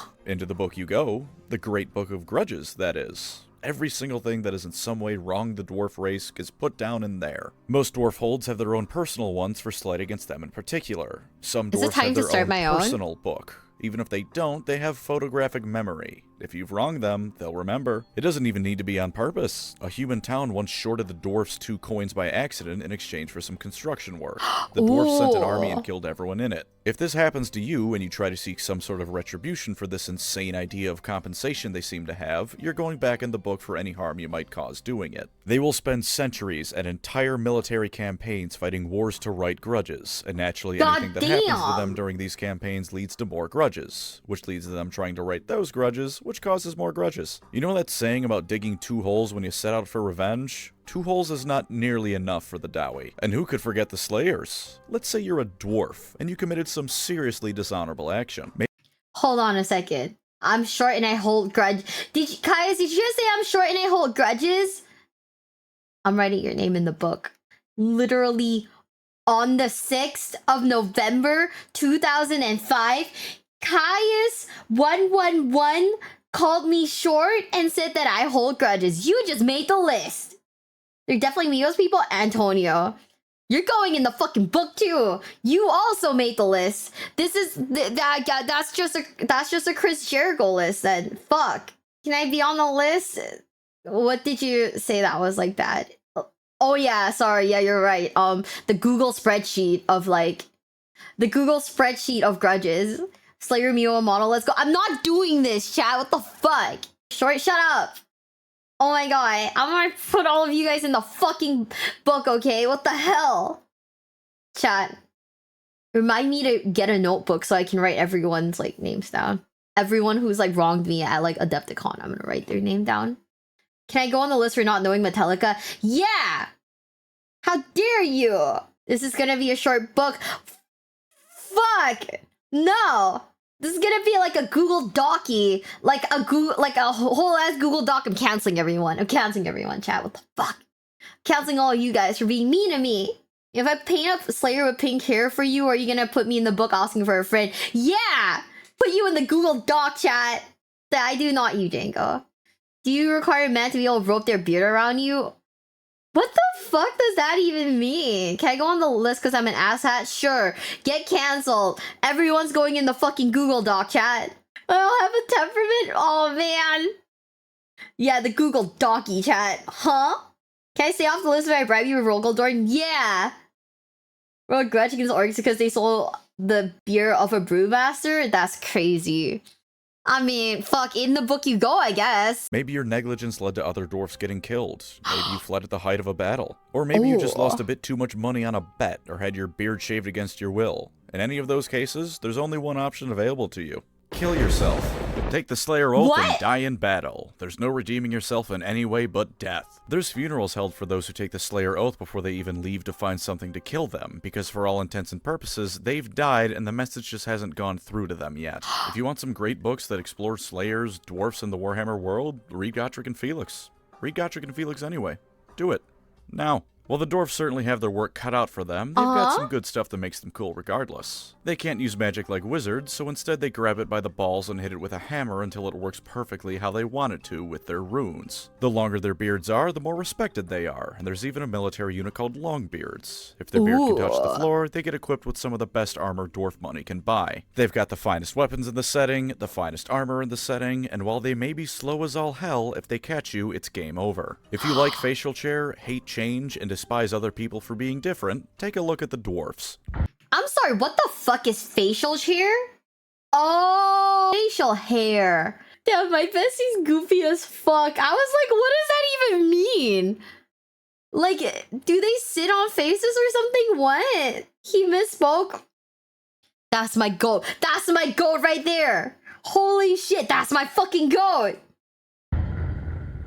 Imagine dwarfs without that silly grudge ideology. You've committed a wrong and have to make up for it, but you can right it without causing your own death. And what's more, you can properly use magic. Fireball and lightning and all those other lovely spells you can think of. Without the shackles of tradition or even their own biology holding them back, they can produce wonders of both magic and industry. Unfortunately, they replace stupid grudges with one of the most horrific slaver cultures around, and they forego tradition to worship actual demons and dark gods. And being able to use magic isn't necessarily a good thing, because it eventually turns them into stone statues. These are the Chaos Dwarfs, and they're horrifying in a way the more human followers of Chaos can only dream of being. Saying they take the best of the dwarfs is sort of overstating it, because the best of the dwarfs is their willingness to stand by both the letter and spirit of their word. They'll have your back no matter what. Plus, while their incredible stubbornness does hold them back from a lot of progress they can make and gets them into some stupid conflicts, it also means they're not only going to accomplish whatever they set out to do, but always stand by your side. If the dwarfs say they're going to help you, they're going to help you.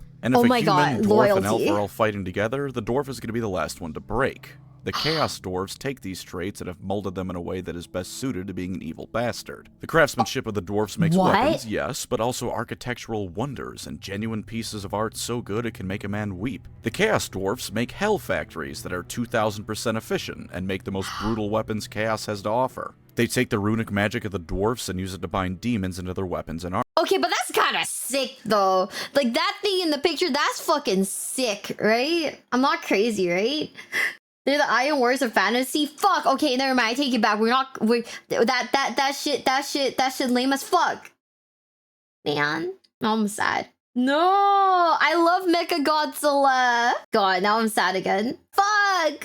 Armor. The demons aren't happy with this, but the Chaos Dwarfs are still dwarfs. They're so good at what they do that more often than not, the demons are powerless once the dwarfs get their hands on them. They aren't numerous, and they aren't even terribly expansionist, but when the Chaos Dwarfs do go to war, there's nothing that can truly equal it. The finest weapons and armor just like the dwarfs, only now bolstered with the power of Hellspawn. They even have the closest thing to a nice chaos god to worship, which give them all sorts of benefits.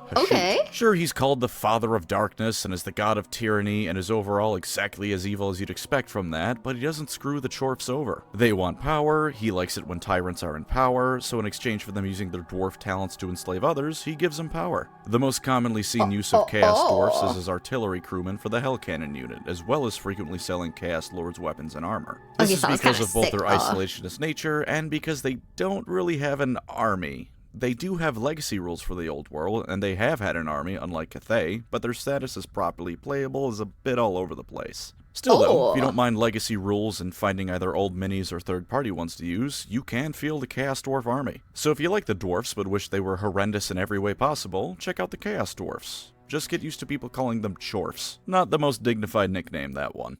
No, I love calling them chores The ogres though. were the last race the old ones made before pissing off. They're resistant to chaos, tough unlike the elves, capable of changing things up quickly unlike the dwarfs, and are as ambitious and fluid as mankind. Unfortunately, the older ones couldn't quite get them to stop eating everything in sight, and never properly finished them before they left, or their homelands for that matter. When chaos invaded, the ogres were left unfinished in this state, and many became nomadic after they ate everything in whatever their first homeland was. They also ate the ancestors of the modern-day giants, who were a whole lot smarter, wiser, and powerful than the inbred alcoholic morons that giants are in Warhammer today. Things were made worse for them when they decided to migrate into Cathay, because the Dragon Emperor dropped a meteor on their homeland and blew it up. Now they had nowhere to return to, were still really hungry, and that meteor made a big hole called the Great Maw. It's a big hole in the ground with teeth, and the ogres throw food and people into it to get magical powers. They also worship a volcano and drink its lava to get fire magic.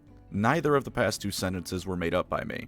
I love this setting. They're vaguely based on Mongolia, but I don't think Genghis Khan ever ate an entire city's population. Oh yeah, Killed no, everyone absolutely in it, not. Sure, but I don't think there was mass cannibalism. The ogres, though, do exactly that. Everything about them revolves around food. Their social hierarchy is in large part determined by how fat you are. They have a race of goblinoid slaves called noblars they employ as equal parts pack mule, assistant chefs, and snacks. They go to war to eat other races' food and or the other races. One of the most common ways you'll see ogres around is as mercenaries, because while they are stupid, they're smart enough to realize being a mercenary means you can travel the world sampling all the food you can find, and you'll even get paid for the trouble. Wait, that the gut makes sense. is a sacred part of an ogre's body, to the point that oftentimes it's the only part of an ogre they keep protected with armor. That might sound stupid, but consider they're twice as tall, 4 times as wide, and 8 times as heavy as a normal person, and can reliably defeat demon invasions. The closest thing to an ogre's central government is Greece's Goldtooth's tribe that sets up toll booths on the trading routes between Cathay and the Old World. Aside from that, though, they can be literally anywhere. They're happy to sell their services to all races, and sometimes they can even become corrupted by chaos. Being resistant to chaos, corruption, and immune to it are different things, especially if they willingly join for one reason or another. Sometimes they even embrace the cultures of the places they go willingly. An ogre isn't exactly gonna fit in an imperial noble's party, but are you gonna tell the 9-foot-tall slab of muscle with a racial reputation for eating people that he's being a bit of a slob? No, you aren't.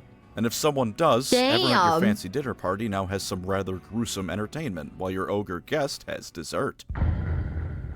The Chaos Demons are pretty similar between Fantasy and 40k. They're all servants/bits of a greater god. Sufficient concentrations of magic can allow them to show up, and when a wizard messes up their spell, they can manifest that way too. They want to tear down the mortal world and bring ruin to the realms of man, elf, and dwarf, all that good stuff you can expect of demons. The only real difference is how they came about. In 40k, all the Chaos Gods have birthdays. Slaanesh has the most concrete one, but the other ones at one point very much came into existence. Warped timey-wimey cop-out garbage means they've also always existed, but I don't care about that.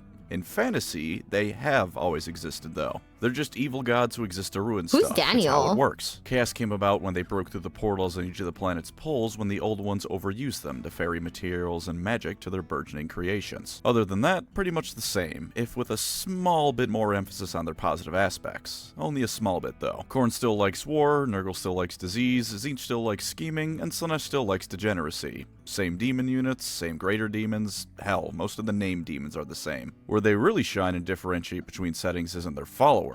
Let's get GW's least favorite child out of the way first. Who does GW hate? The Beastmen are a cross between beasts and men. Being born of chaos itself, the Dark Gods don't need to... Sim likes them, doesn't she? This has to be the one that Sim likes. Girl, what the fuck? bribe them with gifts to ensure their worship. Unfortunately for them, this means the Beastmen rarely, if ever, get any gifts from the gods. They know they'll always have their worship, so they get the scraps the proper Chaos Warriors get. Given that one theory of how they came about is man and beast getting a bit too friendly with each other, I don't feel too bad for them. Don't let that fool you, though. While the nations of men consider them to be a nuisance for all but the most isolated towns, and the dwarves view them similarly, the wood elves know the true danger they represent. In the forest of the world, millions of them lurk, and when they go to war, entire swaths of the country are trampled underneath their hooves. They defile nature with their every step, and won't stop their savage crusade until the civilized peoples of the world exist in a constant state of being hunted by their bestial overlords. At least, that's what we're told in between lore blurbs of them being butchered like the cattle they look like. For the love of God, at that's least so the Elder are sad. powerful on the tabletop more often than not. The Beastmen usually suck on tabletop and in the lore. I'm trying to be a hype man for the factions here, but while I wasn't for Bretonnia because I hate them, I'm not for the Beastmen because I pity them. For what it's worth though, they are incredibly dangerous to the average person in this setting. Villages at the frontier of almost every faction are regularly under assault by Beastmen raiders, and when they gather in force, they'll be wiped off the map at a moment's notice. And since they're all part animal, they have incredibly sharp senses. If you get in a fight with one while you're traveling, it's already game over. You can probably take that one on, but the 20 or so more beelining it in your direction because they heard a fight is a different story. The Beastmen are a savage race to the point that things like intact walls drive them to frothing rage, such as their hatred for civilization. All they do in their free time is get into brutal fights amongst each other, sometimes involving one challenging another for a position in the hierarchy, but usually just to assert dominance or for fun, hunt people, and drink. They do have some Okay, what's so bad about just T-posing on your enemies? What the fuck? forms of worship for the Chaos Gods, and their shamans both help construct effigies and are actually revered by other beastmen as something above their common squabbling, but for the most part, they're every stereotype of barbarians squashed into one. Aside from those shamans, they have no desire to form their own culture, civilization, or cities. They just want to hunt like the beasts they are. The beastmen may be a bit of an acquired taste, but for what it's worth, I don't think I've ever seen people address beastmen players with anything but some measure of respect. Well, the beasts of chaos are no more, the OG beastmen of fantasy have returned to the tabletop. If you like the idea of being this savage force of nature that just wants to ruin, all the while being backed by the dark gods, the beastmen might be for you. Just, don't expect to win all that often. Part of the respect beastmen players get is for sticking with an army that Games Workshop seems to hold in utter contempt. Okay, how does Sim look at this and go, oh yeah, I want to fuck that thing? Like, I don't get it. I don't. Huh? Because it's Sim? Ever heard of a fear boner? I can't. Wait, is this like a kink thing? Like when a guy's being like really like domineering and like you're just kind of like, oh yeah, I'm down for that. Is that like what that means? You just need to get a whiff of them to understand. I'm not gonna lie. I like kitties a lot. Like I like cats a lot, but I think they smell great. But I've been to like a farm. Okay, so when I grew up, right, for like a while, I lived in Cornwall in England, and I lived basically next to a cow farm. So I've seen cows. And those fuckers are really stinky. Like every morning, like there's like one bedroom, yeah, that eventually got turned into a storage room because nobody would fucking sleep in there. Because every morning, like it was the window facing the cow farm, and you could like smell the cows through the window. I don't know how anyone like looks at a cow and goes, oh yeah, that thing, fuck it. The smell of the land? No, it's the smell of cow shit in the morning. I was like, dude, I'm not gonna lie, growing up in like England, like low-key traumatized me a little bit. Is anyone here like English? Like, is anyone here British? Cowkinis? I mean, fuck. Look, you know, I'm shameless enough that if a guy that I'm interested in says that he likes the cowkini, I fucking wear it. I'm Welsh. Yes. Oh, okay. What did I come back to? Another tangent about cowkinis. But I'm not gonna lie. I think the thing that traumatized me the most as a kid were slugs in the English countryside. Like, you know, those little types like Fisher Price, what are they called? Like coupes? Like they're little like fake like plastic cars, right? For like kids, you know? I remember like someone gifted me one as a Christmas gift one time when I was like, this was back when I was like 4 or 5. Like 4 or 5 or 6. It's not Hot Wheel. It's like those like mini like police cars or like Barbie cars that, you know, like children can get in, right? So like I remember one like the morning like after Christmas, so we put it out in the garden. Okay, we put it out in the garden, and my parents were like, "Oh yeah, you can play in it the next morning." So I was so excited. I got up early. I was like, "I'm gonna play in like my new like car thing," and I got in, and that fucker had like 50 slugs in there, and I cried. I cried because one of them, like, there were like a billion fucking slugs on that thing, and one of them fell on me. And I cried, and I never got in that thing ever again. My parents sold that thing after because they were like, well, she's not gonna get in it. I was like, oh, this is so scary. Like, and why are they like wet and like abundant? This is frightening. So yeah, I don't like slugs. Dude, I have like so much like insect trauma. Are slugs insects? Are slugs insects? At least you weren't in Australia. It wasn't a huntsman spider. Bro, one time I was like staying over at a friend's place and like I was like about to take a shower and there's a big fucking spider in the bathtub and I was like, and I had to message her to be like, hey, can you like help me with something? There's a big fucking spider in your bathtub and I can't shower because what if that thing like turns me into like Spider-Man or something? Like shit, dude, you know me. I'm terrible. And so she had to come in and help me like get rid of it because I was too scared. That was the one thing I was like, I'm not doing this. Like I'm absolutely not doing, I'm not handling a dumb spider. Like I have dual ox trauma. I'm not doing it. Mollusk. They aren't wet, the slugs have mucus covering them. Yeah, I mean the mucus is like weirdly like sticky and wet though. Slugs are cool though, their futon are what? What the fuck? You cry if you see all the spiders that are at my work. One time, a cockroach fell on top of me, and that was the moment where I was like, I don't need my arm anymore. I was like, I don't fucking need my arm anymore. I'm gonna like chop that shit off. Like that, my arm's tainted now. It's disgusting now. It's gross. They're all they're hermaphrodites. I don't know what that means. Oh, is it the like, oh, never mind. I know what that means. I got a bit confused. Miwa's so brave. I can't handle like insects, man. Like insects are scary. Miwa lost a maxi. Yes, they got both parts. Oh. You know, I'd ask how that works, but then I don't think I should ask how that works. Anyways, let's just keep it going because now I'm embarrassed and sad. 3, 2, 1. No, I'm incredibly biased, but I do not care for the motivations of most Isn't of the that traitor Abaddon? legions. They strike me as like listening to a story about me and my siblings not getting along when we were kids. Which I'm sure is at least partly intentional, but that's not the kind of motivation I want for why someone sold their soul to the forces of hell. At least not on a faction-wide level. There's like a Chinese By artist who contrast, does like let's look at sexy the Warriors Abaddon of art. Chaos motivations for worshipping chaos. I'd say there's 2 blanket ones you can say. The reasonable one is that they live in the barren, icy lands of Norska. Aside from the southernmost regions, permafrost covers the whole land. Oh, No this is crops the can one be you guys said grown, was and sexy. few animals are around to hunt. Because of their proximity to the North Pole, where the realm of chaos intersects with reality, a lot of those animals are heavily mutated, if not outright demonic. A lot of these people are also almost explicitly forsaken by Sigmar, as a lot. I'm sorry, a lot of the time the male part gets ripped off during fertilization. Ow! Ow! Wolfric? Is that the name of the wolf? That's the name of the guy. Oh. It had you guys said wolf and I thought it was the wolf in the back. Oops. Is that better or worse than a mantis? I don't know. The animal kingdom's fucking scary, dude. That shit metal as fuck. I'm scared. Like, you know how like bees will like fuck and then die? Like that shit's scary. Like, what do you mean? Wolfric the Wanderer is the biggest chat. He can speak any language, usually insults. Oh my god, he's like me for reals. Are you guys ready? In 3, 2, 1. A lot of the ones who live there now are the descendants of the ones Sigmar forced out when he was forming the Empire. With all that in mind, I think it's at least understandable that these people would turn to the Chaos Gods for protection and worship.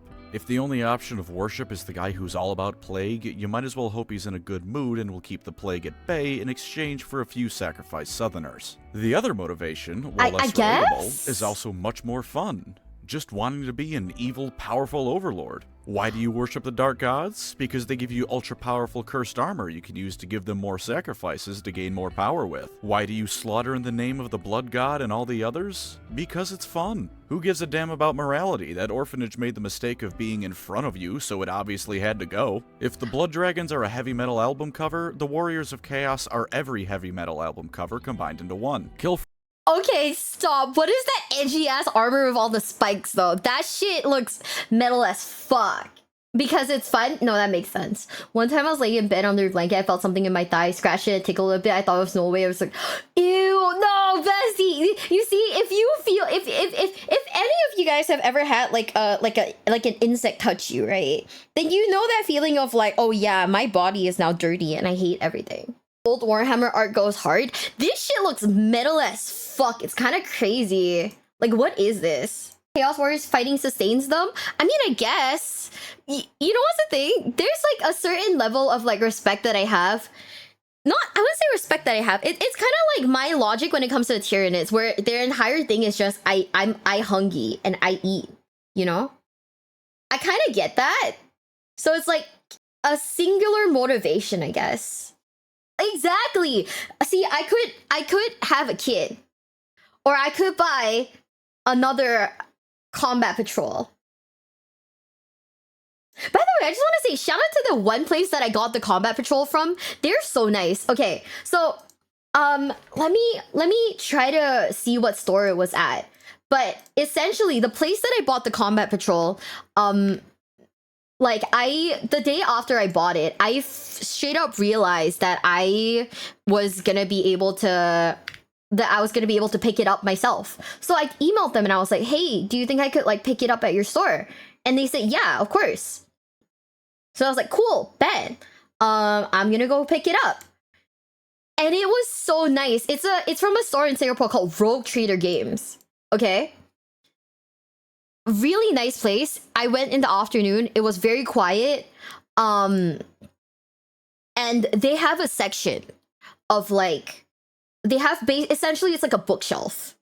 And if you're in Singapore, by the way, but they have a bookshelf with like different books from different Warhammer series, and they have like the entire concept is you take a book, you leave a book. So because I was there for the first time, the guy at the store was like, you can take a book and like, you know, next time just leave a book. And I was like, bet. And you know what they had? Do you know what they had that I've been looking for that I just couldn't find? They had the Flight of the Eisenstein, which is like the last book that I need in the series. So I was really happy when I saw it. I was like really grateful. Mm-hmm.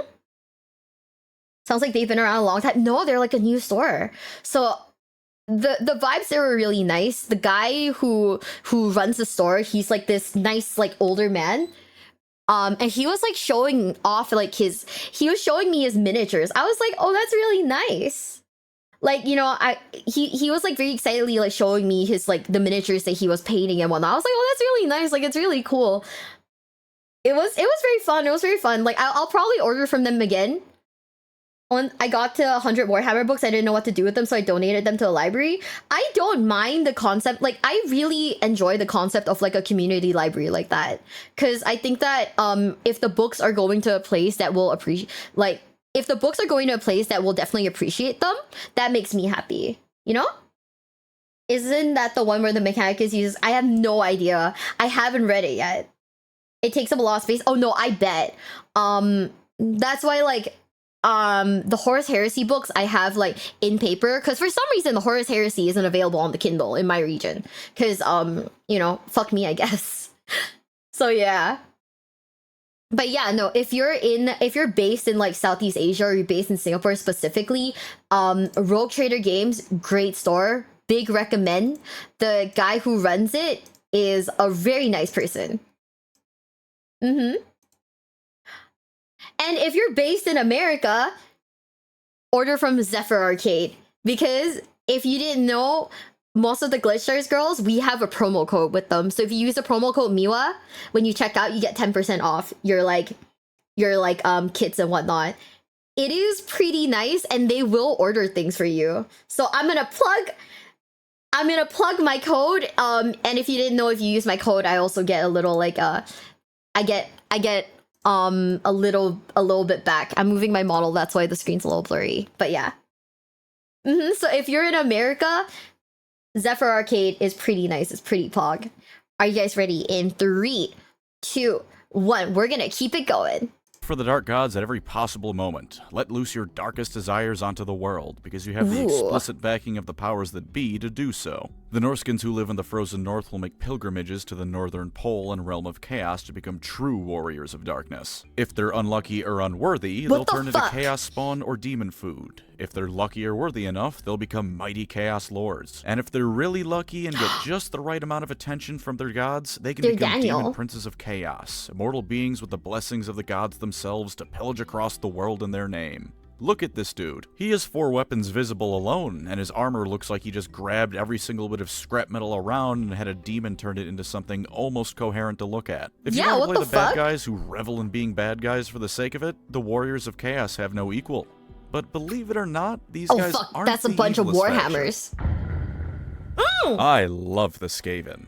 Take a rat, make it person-sized, walk on 2 legs, and fill it with hate. Now let them outnumber everyone else combined by a factor of 10, give them energy weapons and the foulest of magics, and a desire to see everyone else brought low before them. With that, you have the Skaven, and they are truly glorious. Unlike the Chaos Gods, their god of the Horned Rat has absolutely no positives. His own little territory in the realm of Chaos is the realm of Ruin. It sucks, and in there is a greater demon of his for every single Skaven, all of whom also suck. With numbers and power like they have, there's only one reason the Skaven haven't already taken over the world. The thing their god and race embodies more than anything else is the word asshole. They hate the other races for sure. They're petty and spiteful enough that even though they don't have any uses for gold, they mine it solely because it inconveniences everyone else. I love them. But they hate each other only a fraction of a fraction less than they hate everyone else. They're also all power-hungry morons who are convinced that if they were in charge, they could lead Skavendom to victory. And of course, themselves to a life of luxury and power. So one will have a plan to defeat a dwarf army, and then all his underlings immediately begin sabotaging each other to look good for the commander, sabotaging the commander to take his place, and then sabotaging themselves because they're just stupid. They eat each other for food, the Skaven at the top bully the ones below them, and this lovely form of Reaganomics trickles all the way down to the common clan rat bullying Skaven slaves because the rat above him bullied him because the rat above him bullied him. Of course, none of this matters in terms of defeating them. For one, they're rat people. There's a reason the only human-inhabited place on Earth that doesn't have rats is Alberta. The Skaven literally breed like rats because they are. In the time it takes you to kill one, they've already given birth to another 1,000. Economics. In a chapter from a Skaven character's point of view, the commanding wizard of the Skaven army remarked it was impressive how they managed to pull off a victory despite only outnumbering the enemy 4-1. When a 4-1 ratio is what they consider to be a pretty even fight, you can rest easy, knowing there's a lot of rats under your feet. Or don't rest easy. I wouldn't. And of course their technology. It's the best in the world. They have nuclear weapons. They burrow under the ground and put them under people or places they don't like, which is everywhere and everyone. They have fucking nukes? What? Their great illness that remove all Skaven is all... What? They had nukes? Excuse me? I want to play the nuke rats. A nuke was used? Oh my god, you're right. I want to play the nuke rats. The only places the Skaven don't have some presence on is Ulthuan, the High Elf home, and Athelloren, the Wood Elf home. They can't get to Ulthuan because it's a floating island continent that doesn't touch the sea floor. There's no ground for them to dig up under through. They can't get to Athelloren, meanwhile, because the ground itself is alive and actively hates them for trespassing. They'll send thousands of their slaves and basic soldiers to death in order to slightly soften up the enemy defenses. As far as the Council of 13 that rules Skavendom is concerned, 1,000 slave rats in exchange for the enemy losing a couple rockets and cannonballs is a positive trade. This is before they start firing at you with magically powered Gatling guns, throwing poison gas at you, and lighting you on fire with magically powered flamethrowers. Every single one of those things has the potential to break and kill the operators because the magic rocks powering it are incredibly unstable, and it just doesn't matter to the Skaven. Other Skaven killed are other potential rivals killed, and everyone else they kill is one less obstacle to Skaven domination over the world. That magical substance they use to power their weapons is a rock called Warpstone, by the way, and the Skaven covet it above all else. They use it to power pretty much everything that isn't manually powered by treadmills of slave rats. Other uses for it include using it to boost their magical strength, boost their physical strength, as food, and as a cocaine equivalent. Everyone else that touches the stuff either mutates or dies on the spot, and for the Skaven it's nose candy. If they sound goofy, it's because they are, but consider what it's like on the other side of a Skaven invasion. You're walking down the street, things have been a bit rough with the goings-on in the town, but nothing that can't be explained by natural causes. Then all you hear is explosions, the sounds of the most horrifying mutated monstrosities ever conceived, and right as you turn the corner, all you see is dozens of beady red eyes staring at you with full intent to kill and eat you.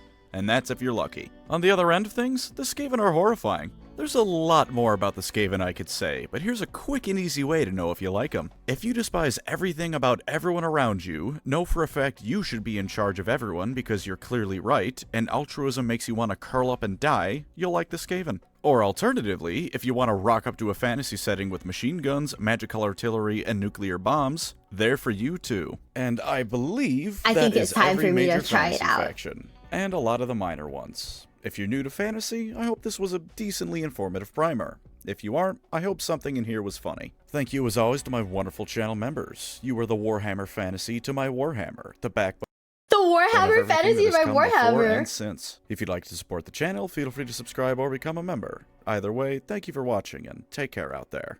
I love the new grads. They're so fun. I low key, okay.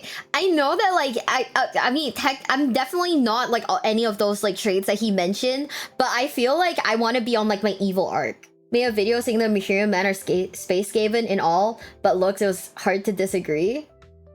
I love that you started watching this 5 hours ago. Thanks for being here for like 5 hours. Teehee. Oopsie. Guys, okay, so I think we've narrowed it down. I like the polar bears, I like the terracotta, and I like the rats. And I just want to be on my evil arc.